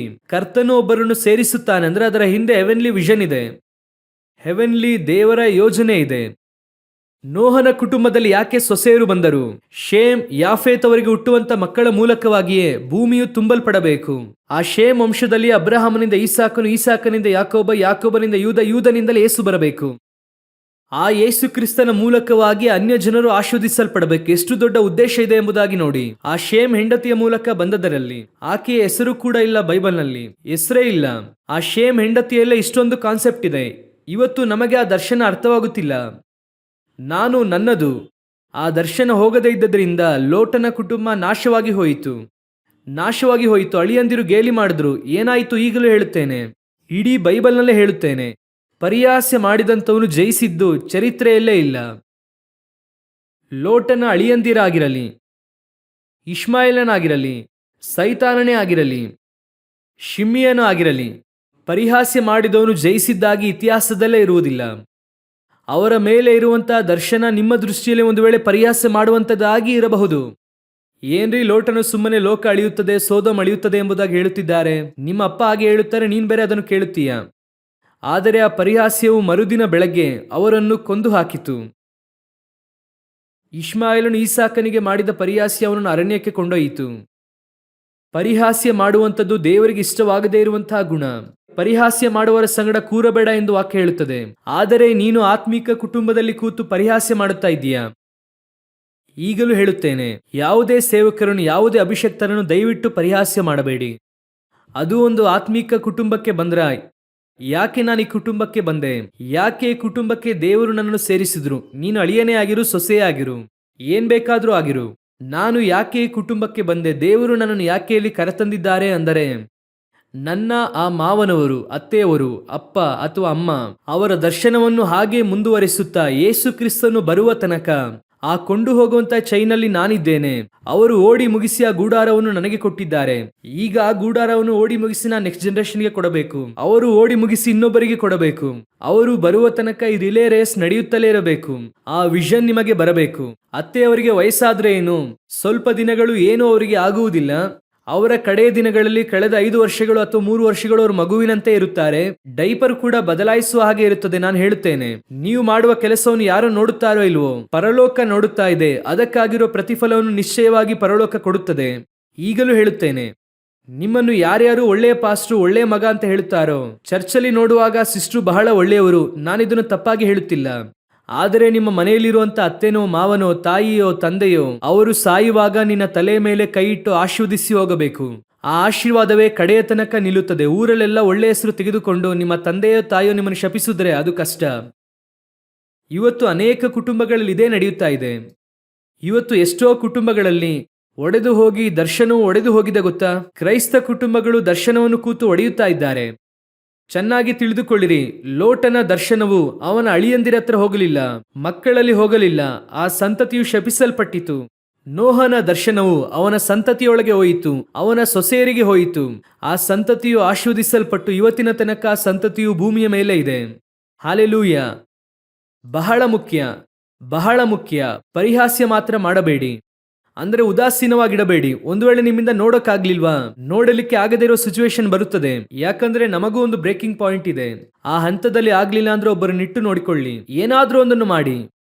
ನಿಮ್ಮ ಮಕ್ಕಳಾದ್ರೆ ಮಾಡುವುದಿಲ್ವಾ? ನಿಮ್ಮ ಅತ್ತೆನೋ ನಿಮ್ಮ ಮಾವನೋ ಕಡೆಯದಾಗಿ ಅವರು ಕೂಡ ನಿಮಗೆ ಮಕ್ಕಳೇನೆ. ಯಾಕೆ ಮಾಡೋದಿಲ್ವಾ? ಮಾಡ್ರಿ. ಅದು ಒಂದು ದಿನವೂ ಕೂಡ ನಿಮಗೆ ಶಾಪವನ್ನು ತರುವುದಿಲ್ಲ, ಆಶೀರ್ವಾದವನ್ನೇ ತರುತ್ತದೆ. ಆಶೀರ್ವಾದ ಭೂಮಿಯಲ್ಲಿ ಬರುತ್ತದೋ ಇಲ್ವೋ, ಆದರೆ ಪರಲೋಕದಿಂದ ನಿಶ್ಚಯವಾಗಿ ಬರುತ್ತದೆ, ಕನ್ಫರ್ಮ್ ಆಗಿ ಬರುತ್ತದೆ. ಒಂದು ದಿನವೂ ಕೂಡ ದೇವರು ಕೈ ಬಿಡುವುದೇ ಇಲ್ಲ. ಹಾಲೆಲೂಯ. ಕಡೆಯದಾಗಿ ಲೋಟನಿಗೂ ಹಾಗೂ ನೋಹನಿಗೂ ಇದ್ದಂತ ಡಿಫರೆನ್ಸ್ ಏನೆಂಬುದಾಗಿ ಓದಿರಿ. 2 ಪೇತ್ರನ ಪುಸ್ತಕ 2ನೇ ಅಧ್ಯಾಯ 5ನೇ ವಾಕ್ಯವನ್ನು ಓದಿರಿ. ಆತನು ಭಕ್ತಿಹೀನರಾದ ಪುರಾತನರ ಲೋಕವನ್ನು ಸುಮ್ಮನೆ ಬಿಡದೆ ಅವರ ಮೇಲೆ ಜಲಪ್ರಳಯವನ್ನು ಬರಮಾಡಿದನು. ಆದರೆ ಸುನೀತಿಯನ್ನು ಸಾರುವವನಾಗಿದ್ದ ನೋಹನನ್ನು ಅವನೊಂದಿಗೆ ಬೇರೆ 7 ಮಂದಿಯನ್ನು ಉಳಿಸಿದನು. ಚೆನ್ನಾಗಿ ಗಮನಿಸಿರಿ, ವಾಕ್ಯ ಏನು ಹೇಳುತ್ತದೆ? ಒಬ್ಬ ನೋಹನು ಪ್ರಸಂಗ ಮಾಡಿದ. ವಾಕ್ಯ ಹೇಳುತ್ತದೆ, ಸುನೀತಿಯನ್ನು ಸಾರುವವನಾಗಿದ್ದ ನೋಹನನ್ನು ಅವನೊಂದಿಗೆ ಬೇರೆ 7 ಮಂದಿಯನ್ನು ಉಳಿಸಿದನು. ನೋಹನು ಯಾಕೆ ಪ್ರಸಂಗ ಮಾಡಿದ? ನೋಹನು ಯಾಕೆ ಪ್ರಸಂಗ ಮಾಡಿದ ಅಂದರೆ, ನೋಹನು ಪ್ರಸಂಗ ಮಾಡಬೇಕೆಂಬುದಾಗಿ ದೇವರು ಆದಿಕಾಂಡದಲ್ಲಿ ಹೇಳಿಲ್ಲ. ನೀವು ಆದಿಕಾಂಡ ಪುಸ್ತಕ 7ನೇ ಅಧ್ಯಾಯ 8ನೇ ಅಧ್ಯಾಯದಲ್ಲಿ ನೋಡಿರಿ. ದೇವರು ಪ್ರಸಂಗ ಮಾಡು ಎಂಬುದಾಗಿ ಹೇಳಿಲ್ಲ, ನಾವೇನು ಕಟ್ಟು ಎಂಬುದಾಗಿ ಹೇಳಿದ್ರು. ಎಲ್ಲವನ್ನು ಜೋಡಿ ಜೋಡಿಯಾಗಿ ಸೇರಿಸಿಕೊಂಡರು. ನಾವೇನು ಮಾಡುವ ವಿಧಾನ ಹೇಳಿದ್ರು. ಹೋಗಿ ಜನರಿಗೆ ಸುವಾರ್ತೆ ಸಾರು ಎಂಬುದಾಗಿ ಹೇಳಲೇ ಇಲ್ಲ. ಆದರೆ 2 ಪೇತ್ರ 2:5 ಹೇಳುತ್ತದೆ, ಸುನೀತಿಯನ್ನು ಸಾರುವವನಾಗಿದ್ದಂತಹ ನೋಹನು, ಅವನು ಪ್ರಸಂಗ ಮಾಡಿದ, ಅವನ ಕುಟುಂಬವು ಕಾಪಾಡಲ್ಪಟ್ಟಿತು. ಅರ್ಥವಾಗುತ್ತಿದೆಯಾ? ಈಗ ಲೋಟನನ್ನು ನೋಡಿ. ನೀವು ಆ ವಾಕ್ಯವನ್ನು ಮತ್ತೆ ಓದಿರಿ. ಆದಿಕಾಂಡ 19ನೇ ಅಧ್ಯಾಯ 1ನೇ ವಾಕ್ಯವನ್ನು ಮತ್ತೆ ಓದಿರಿ. ಆ ದೂತರಿಬ್ಬರು ಸಾಯಂಕಾಲದಲ್ಲಿ ಸೋದೋಮಿಗೆ ಬಂದಾಗ ಲೋಟನು ಸೋದೋಮಿನ ಊರು ಬಾಗಿಲಲ್ಲಿ ಕೂತುಕೊಂಡಿದ್ದನು. ಅವನು ಅವರನ್ನು ಕಂಡಾಗ ಎದ್ದು ಎದುರುಗೊಂಡು ಬೊಗ್ಗಿ ನಮಸ್ಕರಿಸಿ, ಈ ಸ್ಥಳದಲ್ಲಿ ಲೋಟನು ಎಲ್ಲಿ ಕೂತಿದ್ದಾನೆ? ಊರ ಬಾಗಿಲಿನಲ್ಲಿ ಕೂತಿದ್ದಾನೆ.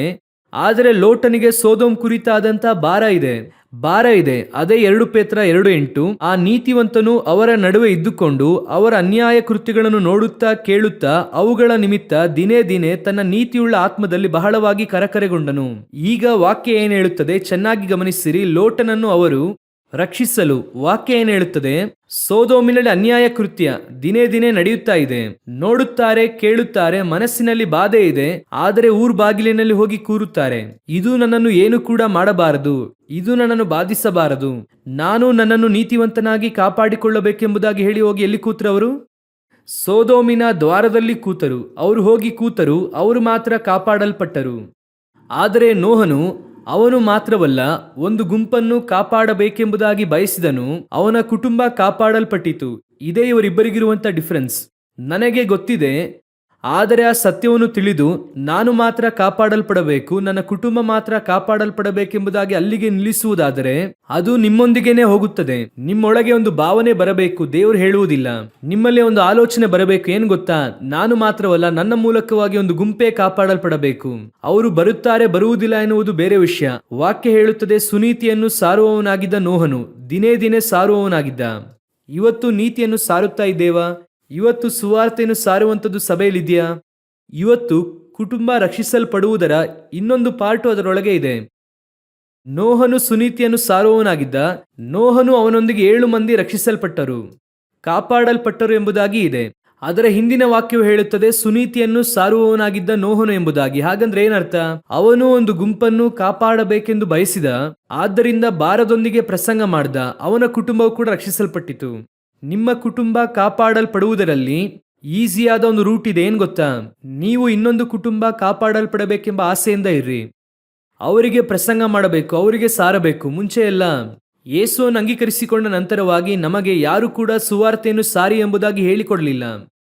ನಾನು ಸತ್ಯ ಹೇಳುತ್ತೇನೆ, ನಮ್ಮ ಚರ್ಚ್ನಲ್ಲಿ ಸುವಾರ್ತೆ ಸಾರಿ ಎಂಬುದಾಗಿ ನಮಗೆ ಹೇಳಲಿಲ್ಲ. ಯೇಸುವನ್ನು ಅಂಗೀಕರಿಸಿಕೊಂಡ ಕೂಡಲೇ ತಾನಾಗಿಯೇ ನಮ್ಮ ಹೃದಯದಲ್ಲಿ ಒಂದು ಆಸೆ ಬರುತ್ತದೆ, ಒಂದು ಬಯಕೆ ಬರುತ್ತದೆ. ನಾನು ಹೊಂದಿಕೊಂಡಂತ ಈ ಸಂತೋಷವನ್ನು ಯಾರಿಗಾದ್ರೂ ಹೇಳಬೇಕು, ಯಾರಿಗಾದ್ರೂ ರೀಚ್ ಮಾಡಬೇಕೆನ್ನುವಂತ ಆಲೋಚನೆ ಬರುತ್ತದೆ. ಆ ಭಾವನೆ ನಿಮ್ಮಲ್ಲಿ ಇದೆ, ಇತರರಿಗೆ ಹೇಳಬೇಕೆಂಬುದಾಗಿ ನಿಮಗೆ ಅನ್ನಿಸುತ್ತಾ ಇದೆ ಅಂದರೆ ನೀವು ನಿಮ್ಮ ಕುಟುಂಬವನ್ನು ರಕ್ಷಿಸುವುದಕ್ಕೆ ಆರಂಭಿಸಿದ್ದೀರಾ ಎಂದು ಅರ್ಥ. ಯಾಕಂದ್ರೆ ಇನ್ನೊಂದು ಕುಟುಂಬ ರಕ್ಷಿಸಲ್ಪಡಬೇಕೆಂಬುದಾಗಿ ನೀವು ಎಷ್ಟು ಭಾರಪಡುತ್ತೀರೋ ನಿಮ್ಮ ಕುಟುಂಬವನ್ನು ದೇವರು ರಕ್ಷಿಸುತ್ತಾರೆ. ನಾನು ಆಗಾಗ್ಗೆ ಆ ವಾಕ್ಯವನ್ನು ಬಹಳವಾಗಿ ಯೋಚನೆ ಮಾಡುತ್ತೇನೆ. ಯೋಬನ ಪುಸ್ತಕ ಕಡೆಯ ಅಧ್ಯಾಯದಲ್ಲಿರುವಂಥ ವಾಕ್ಯ, ಅವನು ತನ್ನ ಸ್ನೇಹಿತನಿಗೋಸ್ಕರವಾಗಿ, ವಾಕ್ಯ ಸ್ಪಷ್ಟವಾಗಿ ಹೇಳುತ್ತದೆ, ಯೋಬನು ತನ್ನ ಸ್ನೇಹಿತನಿಗೋಸ್ಕರ ವಿಜ್ಞಾಪನೆ ಮಾಡಿದನು, ದೇವರು ಅವನ ಸೆರಾವಸ್ಥೆಯನ್ನು ಮಾರ್ಪಡಿಸಿದನು. ಇವನು ಪ್ರಾರ್ಥನೆ ಮಾಡಿದ್ದು ಅವರಿಗೋಸ್ಕರವಾಗಿ. ಅದರಲ್ಲಿ ಬಹಳ ಆಶ್ಚರ್ಯವಾಗಿ ಏನಿರುತ್ತದೆ ಅಂದರೆ ಅವನ ಸ್ನೇಹಿತರನ್ನು ನೋಡಿ ದೇವರು ಖಂಡಿಸುತ್ತಾರೆ. ಅದಕ್ಕಿಂತ ಮುಂಚಿತವಾಗಿ ನನ್ನ ದಾಸನಾದ ಯೋಬನು ಮಾತನಾಡಿದ ಹಾಗೆ ನೀವು ನಿಧಾನವಾಗಿ ಮಾತನಾಡಿಲ್ಲ ಅನ್ನುತ್ತಾರೆ. ಅಲ್ಲಿ ಮಾತಾಡಲಿಲ್ಲ. ನೀವು ಹೋಗಿ ಯೋಬನ ಹತ್ರ ಕೇಳಿರಿ, ಅವನು ನಿಮಗೋಸ್ಕರ ವಿಜ್ಞಾಪನೆ ಮಾಡುತ್ತಾನೆ ಎಂದು ರೂಟನ್ನು ಹೇಳಿಕೊಡುತ್ತಾರೆ. ಹೇಳಿಕೊಟ್ಟು ನಂತರ ಒಂದು ಮಾತಿರುತ್ತದೆ, ಅದೇ ಬಹಳ ಅಟ್ರಾಕ್ಟ್ ಮಾಡಿದಂತ ಮಾತು, ಕರ್ತನು ಯೋಬನ ಮುಖವನ್ನು ನೋಡಿದರು ಎಂಬುದಾಗಿ ಇರುತ್ತದೆ. ಯಾಕೆ ಗೊತ್ತಾ ನೋಡುತ್ತಾರೆ? ಇವರು ಕ್ಷಮಾಪಣೆ ಕೇಳುತ್ತಿದ್ದಾರೆ. ಯೋಬನು ಕ್ಷಮಿಸುತ್ತಾನ, ಕೋಪಗೊಳ್ಳುತ್ತಾನ? 38ನೇ ಅಧ್ಯಾಯದ ತನಕ ಇವನನ್ನು ಬಹಳವಾಗಿ ಹಿಂಸೆ ಮಾಡಿದ್ದಾರೆ. ಮಾತಾಡಿ ಮಾತಾಡಿ ಕಡೆಯದಾಗಿ ಅವನ ಹೃದಯವನ್ನೇ ಒಡೆದು ಕಡೆಯದಾಗಿ ಯೋಬನು ಸತ್ತರೆ ಸಾಕು ಎನ್ನುವಂತ ತೀರ್ಮಾನಕ್ಕೆ ಬರುತ್ತಾನೆ. ಮೊದಲ 2 ಅಧ್ಯಾಯದಲ್ಲಿ ಎಲ್ಲ ಹೋಗುತ್ತದೆ, ಎಲ್ಲವನ್ನೂ ತಲೆ ಮೇಲೆ ಹಾಕಿ ಕೂತಿರುತ್ತಾನೆ. ಈ 3 ಬರುತ್ತಾರೆ ಅಲ್ವಾ? ನನಗೆ ಅವರು ಬಂದ ಕೂಡಲೇ ನೋಡುವುದಾದರೆ ಅವರ ಹಾಗೆ ಒಳ್ಳೆಯವರು ಲೋಕದಲ್ಲೇ ಇಲ್ಲ ಅನ್ನುವ ಹಾಗೆ ಅನಿಸುತ್ತದೆ. 7 ದಿನಗಳು ಹಾಗೆ ಉಪವಾಸ ಮಾಡಿ ಕೂತಿದ್ದಾರೆ, ತಲೆಯ ಮೇಲೆ ಬೂದಿಯನ್ನು ಹಾಕಿಕೊಂಡು. ನನ್ನ ಸ್ನೇಹಿತನಿಗೆ ಈ ರೀತಿ ಆಯ್ತಲ್ಲ ಎಂಬುದಾಗಿ, ಎಂತಹ ಫ್ರೆಂಡ್ಸ್ ಎಂಬುದಾಗಿ ಅಂದುಕೊಂಡ್ರೆ ಆ ನಂತರ ಮಾತಾಡುವುದಕ್ಕೆ ಆರಂಭಿಸುತ್ತಾರೆ. ನೋಡಿ 38ನೇ ಅಧ್ಯಾಯದ ತನಕ ಯೋಬನು ಕಡೆಯದಾಗಿ ಸತ್ತರೆ ಸಾಕು ಎನ್ನುವಂತ ತೀರ್ಮಾನಕ್ಕೆ ಬರುತ್ತಾನೆ. ಅಷ್ಟೊಂದು ಕೋಪಗೊಳಿಸಿದಂತಹ ಸ್ನೇಹಿತರು ಬಂದು ನನ್ನನ್ನು ಕ್ಷಮಿಸು ಯೋಬನೆ ಎಂಬುದಾಗಿ ಹೇಳಿದಾಗ ದೇವರು ಯೋಬನ ಮುಖವನ್ನು ನೋಡಿದರು.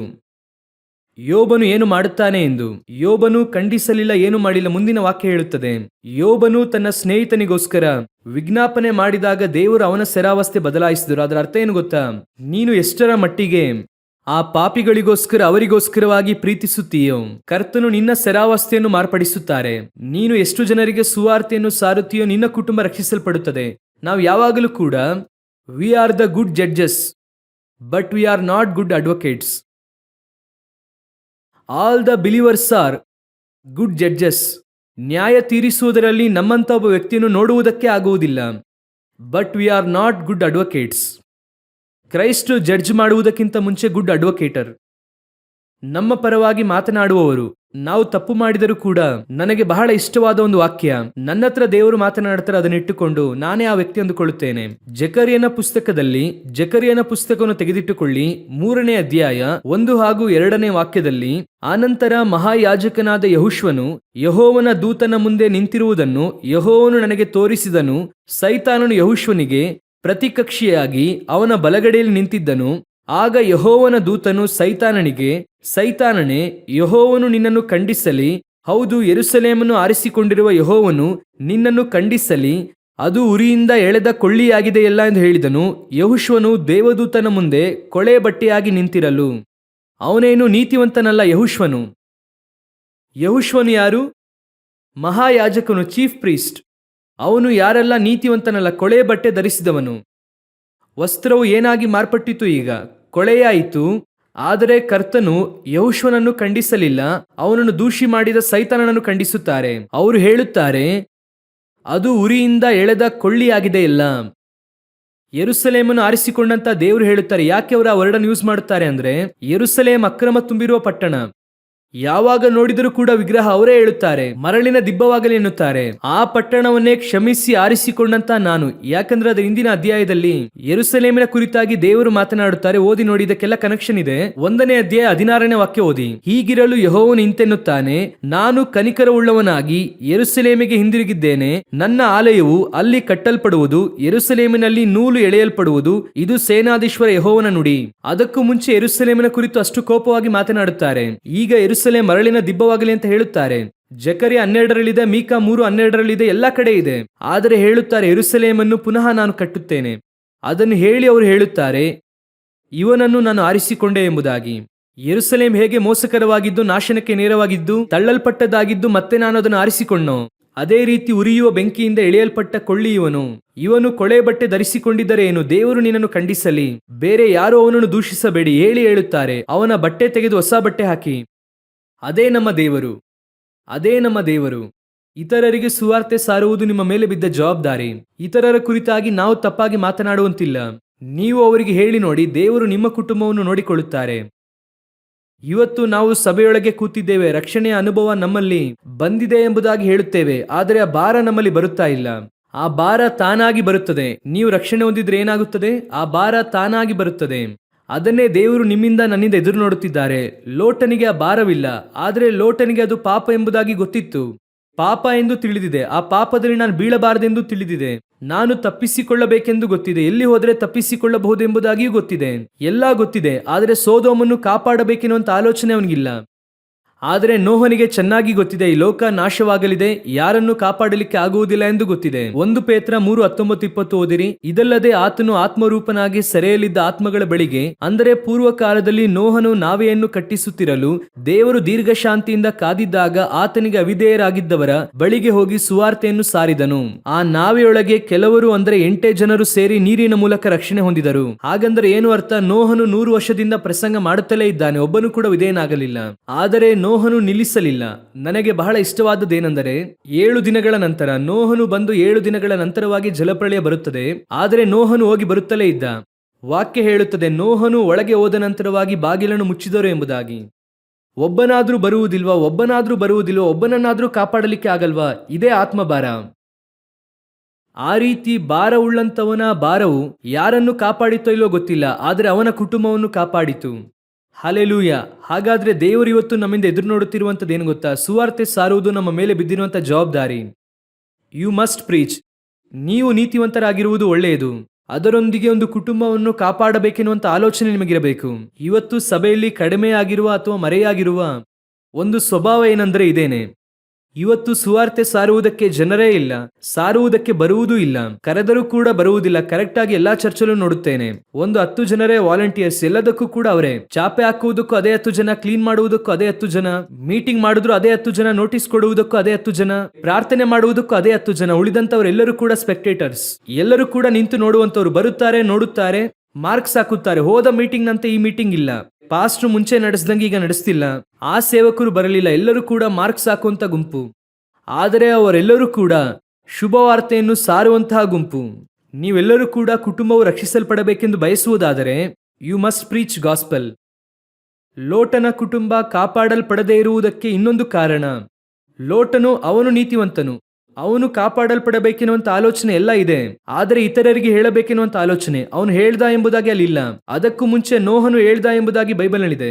ಲೋಟನು ಬಾಧಿಸಲ್ಪಟ್ಟನು, ದಿನೇ ದಿನೇ ಅವರ ಕೃತ್ಯಗಳನ್ನು ಕಂಡು ಕೇಳಿ ಬಾಧಿಸಲ್ಪಟ್ಟು. ಹೃದಯದಲ್ಲಿ ನೀತಿ ಇದೆ, ಎಲ್ಲ ಇದೆ. ಆದರೆ ಸುವಾರ್ತೆ ಸಾರಿದ ಎಂಬುದಾಗಿ ಇಲ್ಲ. ಅವರಿಗೆ ತಪ್ಪು ಎಂಬುದಾಗಿ ಹೇಳ್ದ ಅಂತ ಇಲ್ಲ. ಆದರೆ ಸುನೀತಿಯನ್ನು ಸಾರುವವನಾಗಿದ್ದ ನೋಹನು ಎಂಬುದಾಗಿ ಅವನ ಕುರಿತಾಗಿ ಹೇಳುತ್ತದೆ. ಹಲ್ಲೆಲೂಯಾ. ಹಾಗಾದ್ರೆ ನೋಹನಲ್ಲಿದ್ದ ಕುಟುಂಬ ಕಾಪಾಡಲ್ಪಡಬೇಕೆನ್ನುವ ಇನ್ನೊಂದು ಸ್ವಭಾವ ಏನಂದ್ರೆ, ವಾಕ್ಯವು ಸ್ಪಷ್ಟವಾಗಿ ಹೇಳುತ್ತದೆ, ಸುನೀತಿಯನ್ನು ಸಾರುವವನಾಗಿದ್ದ ನೋಹನನ್ನು ಅವನೊಂದಿಗೆ 7 ಮಂದಿಯನ್ನು ದೇವರು ರಕ್ಷಿಸಿದರು. ಸೊ ನೀವು ಎಷ್ಟರ ಮಟ್ಟಿಗೆ ಸುವಾರ್ತೆಯನ್ನು ಸಾರುತ್ತೀರೋ ಅಷ್ಟರ ಮಟ್ಟಿಗೆ ನಿಮ್ಮ ಕುಟುಂಬವು ಕಾಪಾಡಲ್ಪಡುತ್ತದೆ. ಒಂದು ವೇಳೆ ನೀವು ಸುವಾರ್ತೆ ಸಾರುವುದರ ಮೂಲಕ ಒಂದು ಕುಟುಂಬ ರಕ್ಷಿಸಲ್ಪಡ್ತು ಅಂದ್ರೆ ಆ ರಕ್ಷಣೆ ಅವರ ಮೂಲಕವಾಗಿ ಬರುವಂತ ರಕ್ಷಣೆಯನ್ನು ಕೂಡ ನಿಮ್ಮ ಲೆಕ್ಕಾಚಾರದಲ್ಲೇ ದೇವರು ಹಾಕುತ್ತಾರೆ. ಅದೇ ಸಮಯದಲ್ಲಿ ಬರುತ್ತಾರೋ ಇಲ್ವೋ, ನೀವು ನೀರಿನ ಮೇಲೆ ಆಹಾರವನ್ನು ಚೆಲ್ಲಿ ಯಾವಾಗ ಬೇಕಾದ್ರೂ ಒಂದು ಮೊಳಕೆ ಹೊಡೆಯಬಹುದು. ಯಾಕಂದ್ರೆ ಮೊಳಕೆ ಹೊಡೆಯುವಂತೆ ಮಾಡುವುದು ದೇವರು, ಅವ್ರು ತಾನೇ ಮಾಡೋದು. ನಾನು ಬೀಜ ಹಾಕ್ದೆ, ಅಪೋಲೋಸ್ ನೀರ್ ಹಾಕ್ತಾ ಬೆಳೆಸುವವರು ದೇವರು. ನೀರಿನ ಮೇಲೆ ಆಹಾರವನ್ನು ಚೆಲ್ಲಿಯೋದು ಬಹುದಿನವಾದ ನಂತರ ಫಲ ಕೊಡುತ್ತದೆ. ಬೆಳೆಸುವುದು ದೇವರು. ದೇವರು ಯಾವಾಗಲೂ ನಮ್ಮ ಹತ್ರ ಎಷ್ಟು ಬೆಳೆಸ್ದೆ ಅಂತ ಕೇಳುವುದಿಲ್ಲ, ಎಷ್ಟು ನೆಟ್ಟೆ ಅಂತ ಕೇಳುತ್ತಾರೆ. ಅದು ನೀವು ಬೀಜ ಹಾಕುವುದು ಮಣ್ಣ, ಮುಳ್ಳುಗಿಡವ, ಬಂಡೆಯ ಎಂಬುದಾಗಿ ದೇವರು ನೋಡಿಕೊಳ್ಳುತ್ತಾರೆ. ಬೀಜ ಬಿತ್ತುದ್ರ, ನೀವು ಬೀಜ ಹಾಕ್ರಿ, ನಡುವೆ ಬಂದು ಯಾರಾದ್ರೂ ಅಣಜಿ ಹಾಕಿದ್ರೆ ಅದನ್ನು ದೇವರು ನಿಮ್ಮ ಹತ್ರ ಕೇಳೋದಿಲ್ಲ, ಅದನ್ನು ಕೇಳುವುದಿಲ್ಲ. ಆದ್ರೆ ಬಿತ್ರ ಅಂತ ದೇವರು ಕೇಳುತ್ತಾರೆ. ಸುವಾರ್ತೆ ಸಾರುವುದು ನಿಮ್ಮ ಮೇಲೆ ಬಿದ್ದಿರುವ ಜವಾಬ್ದಾರಿ. ನಿಮ್ಮ ಸಂಬಂಧಿಕರು, ಸ್ನೇಹಿತರು, ಜೊತೆಗೆ ಓದುವಂತವರು, ಇಷ್ಟು ಸತ್ಯ ನಿಮಗೆ ಗೊತ್ತಿದೆ ಅಲ್ವಾ? ಅನೇಕರು ಹೇಳುತ್ತಾರೆ, ನಾವು ಸತ್ಯವನ್ನು ಕೇಳಿದ್ವಿ, ನೋಡಿದ್ವಿ, ದೇವರು ಬರುತ್ತಾರೆ ಎಂಬುದಾಗಿ ನಮಗೆ ಅರ್ಥವಾಗಿದೆ, ಗೊತ್ತಿದೆ ಅಲ್ವಾ? ಹಾಗಾದ್ರೆ ಎಷ್ಟು ಜನ ಹೋಗಿ ಸುವಾರ್ತೆ ಸಾರಿದ್ರಿ? ಎಷ್ಟು ಜನ ನಿಮ್ಮ ಕುಟುಂಬಕ್ಕೆ ಹೇಳಿದ್ರಿ? ರಕ್ಷಣೆ ಹೊಂದದೇ ಇರುವಂತ ಸ್ನೇಹಿತರು, ರಕ್ಷಣೆ ಹೊಂದದೇ ಇರುವಂತ ನಿಮ್ಮ ಸಹೋದರ ಸಹೋದರಿಯರಿಗೆ ಎಷ್ಟು ಜನ ಹೇಳಿದ್ರಿ? ನಾನು ಯಾವಾಗಲೂ ಹೇಳುತ್ತೇನೆ, ನಾವೇ ರಕ್ಷಣೆ ಹೊಂದಿದ್ದೇವೆ ಅಂದ್ರೆ ಲೋಕದಲ್ಲಿ ಯಾರು ಬೇಕಾದ್ರೂ ರಕ್ಷಣೆ ಹೊಂದುತ್ತಾರೆ. ನಾನು ಯಾವಾಗಲೂ ಹೇಳುತ್ತೇನೆ, ನಾವೇ ರಕ್ಷಣೆ ಹೊಂದಿದ್ದೇವೆ ಅಂದ್ರೆ ಹಾಗಾದ್ರೆ ಯಾರು ಬೇಕಾದ್ರೂ ರಕ್ಷಣೆಗೆ ಬರಬಹುದು. ಯಾಕೆ ಗೊತ್ತಾ? ದೇವರು ನಮ್ಮನ್ನು ಯಾಕೆ ರಕ್ಷಿಸಿದ್ದಾರೆ ಗೊತ್ತಾ? ಆ ಊರಿನಲ್ಲೇ ಪ್ರಧಾನವಾದ ಪಾಪಿ ಎಂಬುದಾಗಿ ನಮ್ಮನ್ನು ತಿಳಿದೇ ರಕ್ಷಿಸಿದ್ದಾರೆ. ಒಬ್ಬ ಸೌಲನನ್ನು ಪೌಲನನ್ನಾಗಿ ಮಾರ್ಪಡಿಸುವುದಕ್ಕೆ ಅವರಿಂದ ಸಾಧ್ಯ ಅಂದ್ರೆ ಯಾರನ್ನೇ ಆಗಲಿ ಮಾರ್ಪಡಿಸಲು ಅವರಿಂದ ಸಾಧ್ಯ. ಹಲ್ಲೆಲೂಯಾ. ಅವರು ನೆಬೂಕದ್ನೆಚ್ಚರನ ಹೃದಯವನ್ನೇ ತಿರುಗಿಸುತ್ತಾರೆ, ಮನುಷ್ಯರ ಹೃದಯವಾಗಿ. ನೀವು ಹೋಗಿ ಹೇಳಿ, ಯಾರ ಹೃದಯವನ್ನು ಬೇಕಾದ್ರೂ ಮಾರ್ಪಡಿಸುತ್ತಾರೆ. ನೀವು ಹೋಗ್ಬೇಕಾದ್ರೆ ಹೇಳ್ಬೇಡಿ, ನಮ್ಮ ಅಕ್ಕ ಎಲ್ಲ ಬಹಳ ಶ್ರೀಮಂತರು, ದುರಂಕಾರ, ಹೇಳಿದ್ರೆ ಕೇಳೋದಿಲ್ಲ ಎಂಬುದಾಗಿ. ಯಾಕಂದ್ರೆ ನೀವು ಹೋಗುವಾಗಲೇ ಹೇಳಿದ್ರಲ್ಲ ಕೇಳೋದಿಲ್ಲ ಎಂಬುದಾಗಿ. ನೀವು ಹೋಗಿರಿ. ಇವತ್ತು ನಾನು ಹೇಳುತ್ತೇನೆ, ದೇವರು ಅವರನ್ನು ರಕ್ಷಿಸುತ್ತಾರೆ. ಹೇಗೆ ರಕ್ಷಿಸುತ್ತಾರೆ ಗೊತ್ತಿಲ್ಲ, ರಕ್ಷಿಸುತ್ತಾರೆ. ಯಾಕಂದ್ರೆ ನಮಗೆ ಬಲ ಇದೆಯೋ ಇಲ್ವೋ, ಆದ್ರೆ ದೇವರ ಮಾತಿಗೆ ಖಂಡಿತವಾಗಿ ಬಲ ಇದೆ. ಅದು ಎಂತಹ ಕಾರ್ಯವನ್ನು ಬೇಕಾದ್ರೂ ಮಾಡುತ್ತದೆ, ಯಾರನ್ನು ಬೇಕಾದ್ರೂ ಬದಲಾಯಿಸುತ್ತದೆ. ಹಲ್ಲೆಲೂಯಾ. ನೋಹನಿಗೂ ಹಾಗೂ ಲೋಟನಿಗಿರುವಂತಹ ಕಡೆಯ ಡಿಫರೆನ್ಸ್, ಲೋಟನ ಕುಟುಂಬ ಯಾಕೆ ರಕ್ಷಿಸಲ್ಪಡಲಿಲ್ಲ ಅಥವಾ ವಿಮೋಚಿಸಲ್ಪಡಲಿಲ್ಲ ಅಂದ್ರೆ ಲೋಟನು ಸುವಾರ್ತೆ ಸಾರದವನಾಗಿ ಇದ್ದ, ಅವನು ತನ್ನ ಮಟ್ಟಿಗೆ ನೀತಿವಂತನಾಗಿದ್ದ. ಆದರೆ ನೋಹನು ತಾನು ನೀತಿವಂತನಾಗಿದ್ದ ಒಂದು ಗುಂಪನ್ನು ರಕ್ಷಿಸಬೇಕೆಂಬುದಾಗಿ ಬಯಸಿದ. ಹಲ್ಲೆಲೂಯಾ. ನಾವೆಲ್ಲರೂ ಕೂಡ ದೇವರ ಸಮ್ಮುಖದಲ್ಲಿ ಪ್ರಾರ್ಥಿಸುವುದಕ್ಕಾಗಿ ಎದ್ದು ನಿಲ್ಲೋಣವ. ಮೊದಲನೆಯದಾಗಿ, ಲೋಟನು ಹಾಗೂ ನೋಹನು ಇಬ್ಬರು ಕೂಡ ನೀತಿವಂತರೇ. ಆದರೆ ಒಂದು ಕುಟುಂಬ ರಕ್ಷಿಸಲ್ಪಟ್ಟಿತ್ತು, ಇನ್ನೊಂದು ಕುಟುಂಬ ರಕ್ಷಣೆ ಹೊಂದದೆ ಹೋಯಿತು. ಕಾರಣವೇನು? ಮೊದಲನೆಯದಾಗಿ, ನೋಹನಲ್ಲಿ ಇದ್ದ ದರ್ಶನ ಅವನ ಹೆಂಡತಿಗೂ ಮಕ್ಕಳಲ್ಲೂ ಸೊಸೆಯಂದ್ರಿಗೂ ಹೋಯಿತು. ಲೋಟನ ದರ್ಶನ ಅವನ ಹೆಂಡತಿಗೇನೆ ಹೋಗಲಿಲ್ಲ, ಹಿಂತಿರುಗಿ ನೋಡುವಂತ ಅನುಭವ. ಲೋಟನ ದರ್ಶನ ಅವನ ಹೆಣ್ಣು ಮಕ್ಕಳಲ್ಲಿ ಹೋಗಲಿಲ್ಲ. ಲೋಟನ ದರ್ಶನ ಅವನ ಅಳಿಯಂದಿರಲ್ಲೂ ಕೂಡ ಹೋಗಲಿಲ್ಲ. ಪರಿಯಾಸಗಾರರಾಗಿ ಮಾರ್ಪಟ್ಟರು. ಅದರ ಅಂತ್ಯವು ಅವರೂ ನಾಶವಾದರು, ಕುಟುಂಬವು ಶಪಿಸಲ್ಪಟ್ಟಿತು. ಆದರೆ ನೋಹನ ಕುಟುಂಬ ವಿಮೋಚಿಸಲ್ಪಟ್ಟಿತು, ಆಶೀರ್ವದಿಸಲ್ಪಟ್ಟಿತು. ಕಡೆಯದಾಗಿ, ನೋಹನು ತಾನು ಮಾತ್ರವಲ್ಲ, ತನ್ನ ಕುಟುಂಬ ಮಾತ್ರವಲ್ಲ, ತನ್ನ ಮೂಲಕ ಒಂದು ಗುಂಪು ರಕ್ಷಿಸಲ್ಪಡಬೇಕೆಂದು ಬಯಸಿದನು.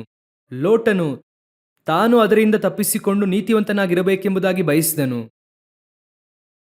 ಇದೇ ಅವರಿಬ್ಬರಲ್ಲಿದ್ದಂತಹ ದೊಡ್ಡ ಡಿಫರೆನ್ಸ್. ಇವತ್ತು ನಾವು ಯಾವ ಪರಿಸ್ಥಿತಿಯಲ್ಲಿದ್ದೇವೆ? ಈ ಎರಡು ಕುಟುಂಬದಲ್ಲಿ ನಾವು ಯಾವ ಕುಟುಂಬ? ಯಾಕಂದ್ರೆ ಮೂರನೆಯದಾಗಿ, ಆ ಎರಡು ಸಂಭವದಲ್ಲಿ ನಡೆದ ಹಾಗೆ ಮನುಷ್ಯಕುಮಾರನು ಬರುವಂತಹ ದಿನದಲ್ಲೂ ನಡೆಯುತ್ತದೆ, ಈಗ ನಡೆಯಲಿಕ್ಕಿದೆ. ಇವೆರಡರಲ್ಲಿ ನಾವು ಯಾವ ಕುಟುಂಬಕ್ಕೆ ಸೇರಿದವರಾಗಿದ್ದೇವೆ? ನಾವೇ ಒಳಗೆ ಪ್ರವೇಶಿಸಿ ವಿಮೋಚಿಸಲ್ಪಟ್ಟು ಆಶೀರ್ವಾದವುಳ್ಳ ಕುಟುಂಬವಾಗಿರಲಿದ್ದೇವಾ, ಅಥವಾ ಹಿಂತಿರುಗಿ ನೋಡಿ ಕೆಟ್ಟು ಹೋಗಿ ಕಡೆಯದಾಗಿ ಶಪಿಸಲ್ಪಟ್ಟ ಕುಟುಂಬವಾಗಿ ಮಾರ್ಪಡುತ್ತೇವಾ? ಒಪ್ಪಿಸಿಕೊಡೋಣವ ದೇವರ ಸಮ್ಮುಖದಲ್ಲಿ. ಇವತ್ತು ದೇವರು ನಿಮ್ಮೊಂದಿಗೆ ಮಾತನಾಡಿದ್ದಾರೆ. ಕೆಲವರನ್ನು ದೇವರು ಸಂಧಿಸಿದ್ದಾರೆ. ನಿಮ್ಮೊಳಗಿರುವಂಥ ದರ್ಶನ ನಿಮ್ಮ ಕುಟುಂಬಕ್ಕೆ ಹೋಗಲಿ. ನಿಮ್ಮ ಮನೆಗೆ ಬರುವಂಥ ಅಳಿಯಂದಿರೋ ಸೊಸೆಯರೋ, ಅವರು ಏನೋ ಮನೆಗೆ ಬರುತ್ತಿದ್ದೇವೆಂಬುದಾಗಿ ಅಂದುಕೊಳ್ಳಬಾರದು. ಕರ್ತನು ನನಗೆ ಕೊಟ್ಟಂತ ದರ್ಶನವನ್ನು ನೆರವೇರಿಸುವುದಕ್ಕಾಗಿ ಅವರನ್ನು ಕರೆತರುತ್ತಿದ್ದಾರೆ. ನನ್ನ ದರ್ಶನದ ಮುಂದಿನ ಭಾಗ ಅವರ ಕೈಯಲ್ಲಿ ಇದೆ. ನಾನು ಓಡುತ್ತಾ ಇರುವಂತ ಈ ಓಟದ ಆ ರಿಲೇ ರೇಸಿನ ಆ ಕೋಲು ನೆಕ್ಸ್ಟ್ ಅವರ ಕೈಯಲ್ಲಿ ಹೋಗಲಿದೆ. ಎಲಿಯನ ಮೇಲೆ ಇದ್ದಂಥ ಅಭಿಷೇಕ ಎಲಿಶನ ಮೇಲೆ ಹೋಗಲಿದೆ. ಅದೇ ರೀತಿ ನಿಮ್ಮ ಮೇಲೆ ಇರುವಂತಹ ದರ್ಶನವು ಅವರ ಮೇಲೆ ಹೋಗಲಿದೆ.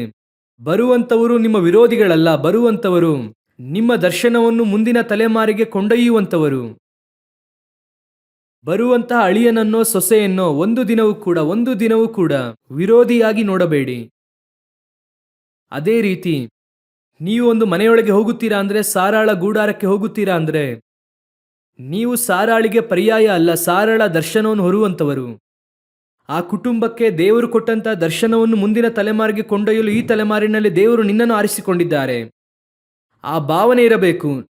ನೀನು ಹೋಗುವಂತಹ ಸ್ಥಳದಲ್ಲಿ ನಿಮ್ಮ ಅತ್ತೆಯನ್ನೋ, ಮಾವನನ್ನೋ, ತಂದೆಯನ್ನೋ, ತಾಯಿಯನ್ನೋ ಕೀಳಾಗಿ ಮಾತನಾಡುವುದು, ಗೇಲಿ ಮಾಡುವುದು, ಪರಿಹಾಸ್ಯ ಮಾಡುವುದು ನಿನ್ನೊಳಗೆ ಆ ಭಾವನೆ ಇರುವುದಾದರೆ ನೀನು ಹೋಗುವ ಸ್ಥಳದಲ್ಲಿ ಅವರ ಮೇಲೆ ಒಂದು ಅಭಿಷೇಕ ಇದೆ, ಅವರ ಮೇಲೆ ಒಂದು ದರ್ಶನ ಇದೆ, ಅವರ ಮೇಲೆ ಒಂದು ಯೋಜನೆ ಇದೆ. ಅದು ದೇವರು ಕೊಟ್ಟಂತದ್ದು.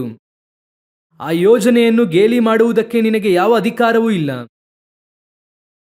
ಅವನ ತಲೆಯ ಮೇಲೆ ಅಭಿಷೇಕ ತೈಲ ಎನ್ನುವಂಥ ಕಿರೀಟ ಇದೆಯಲ್ಲ, ಹೇಗೆ ಒಬ್ಬ ಅರಸನಿಗೆ ಕಿರೀಟ ಇದ್ದಾಗ ಗೌರವ ಇರುತ್ತದೋ ಅದೇ ಗೌರವ ಅಭಿಷೇಕ ಹೊಂದಿದಂಥ ಸೇವಕನಿಗೂ ಉಂಟು, ಸೇವಕರಿಗೆ ಉಂಟು. ಅವರ ಮನೆಗೆ ಪ್ರವೇಶಿಸುವಾಗ ಅವರಿಗೆ ಕೊಡಬೇಕಾದಂಥ ಘನವನ್ನು ಸಲ್ಲಿಸು. ಇವತ್ತು ನೀನು ಕೊಡದೆ ಹೋದರೆ ಒಂದು ದಿನ ಬರುತ್ತದೆ, ಒಂದು ದಿನ ಬರುತ್ತದೆ. ಲೋಟನ ಕುಟುಂಬವು ಕೆಟ್ಟು ಹೋಯಿತು. ಪರಿಹಾಸ್ಯ ಮಾಡಿದ್ರೆ ದೇವರು ಯಾವತ್ತೂ ಬಿಡುವುದಿಲ್ಲ. ಒಪ್ಪಿಸಿಕೊಳ್ಳೋಣವ ದೇವರ ಸಮ್ಮುಖದಲ್ಲಿ. Thank you Jesus. ಸ್ತೋತ್ರ ದೇವರಾತ್ಮನೆ. ಕರ್ತನು ಇವತ್ತು ನನ್ನನ್ನು ಸಂಧಿಸಿದ್ದಾರೆ. ವೈಯಕ್ತಿಕವಾಗಿ ನನ್ನೊಂದಿಗೆ ದೇವರು ಮಾತನಾಡಿದ್ದಾರೆ. ನನ್ನೊಳಗೆ ಒಂದು ಬದಲಾವಣೆ, ಒಂದು ಕಾರ್ಯವನ್ನು ದೇವರು ತಿಳಿಸಿದ್ದಾರೆ. ಆ ರೀತಿ ನಿಜವಾಗಿ ಹೇಳುವಂಥವರು ಮಾತ್ರ ನಿಮ್ಮ ಕರಗಳನ್ನು ದೇವರಿಗೆ ನೇರವಾಗಿ ಎತ್ತಿ, ದೇವರೇ ನನ್ನೊಂದಿಗೆ ಮಾತನಾಡಿದ್ದಕ್ಕಾಗಿ ಸ್ತೋತ್ರ, ನಿಮ್ಮ ವಾಕ್ಯವು ನನ್ನೊಳಗೆ ಬಂದದಕ್ಕಾಗಿ ಸ್ತೋತ್ರ, ಇವತ್ತು ನೀವು ನನ್ನಲ್ಲಿ ಒಂದು ಬದಲಾವಣೆಯನ್ನು ತಂದಿದ್ದಕ್ಕಾಗಿ ನಿಮಗೆ ಸ್ತೋತ್ರ. ಆ ರೀತಿ ದೇವರು ನಿಜವಾಗಿ ನಿಮ್ಮೊಂದಿಗೆ ಮಾತನಾಡಿದ್ದೇ ಆಗಿದ್ದರೆ ಕರಗಳನ್ನು ದೇವರಿಗೆ ನೇರವಾಗಿ ಎತ್ತಿ ದೇವರಿಗೆ ಸ್ತೋತ್ರ ಹೇಳಿ, ಏನು ಮಾತನಾಡಿದ್ದಾರೆ ಅದಕ್ಕೋಸ್ಕರವಾಗಿ ಒಪ್ಪಿಸಿಕೊಡಿ. ಇವತ್ತಿನಿಂದ ನಾನು ಅದನ್ನು ಮಾಡುತ್ತೇನೆ ದೇವರೇ. ಸರ್ವಶಕ್ತನಾದ ದೇವರೇ, ಈ ದಿನಕ್ಕೋಸ್ಕರವಾಗಿ ನಿಮಗೆ ಸ್ತೋತ್ರ. ಈ ಮಧ್ಯಾಹ್ನದ ವೇಳೆಗಾಗಿ ನಿಮಗೆ ಸ್ತೋತ್ರ. ಕರಗಳನ್ನು ಮೇಲೆತ್ತಿ ಒಪ್ಪಿಸಿಕೊಟ್ಟು ಪ್ರಾರ್ಥಿಸುತ್ತಿರುವಂಥ ಒಬ್ಬೊಬ್ಬರಿಗಾಗಿ ಪ್ರಾರ್ಥಿಸುತ್ತೇನೆ. ಈ ವಾಕ್ಯವು ನೀವು ಬರುವ ತನಕ ಅವರೊಂದಿಗೆ ಮಾತನಾಡಲಿ, ಅವರನ್ನು ಸಂಧಿಸಲಿ. ಕೃಪೆಯುಳ್ಳ ಕರದ ಕೆಳಗೆ ತಗ್ಗಿಸಿಕೊಳ್ಳುತ್ತೇವೆ ನಮ್ಮ ದೇವರಾದ ಯೇಸುವಿನ ನಾಮದಲ್ಲಿ ತಂದೆಯೇ, ಆಮೇನ್.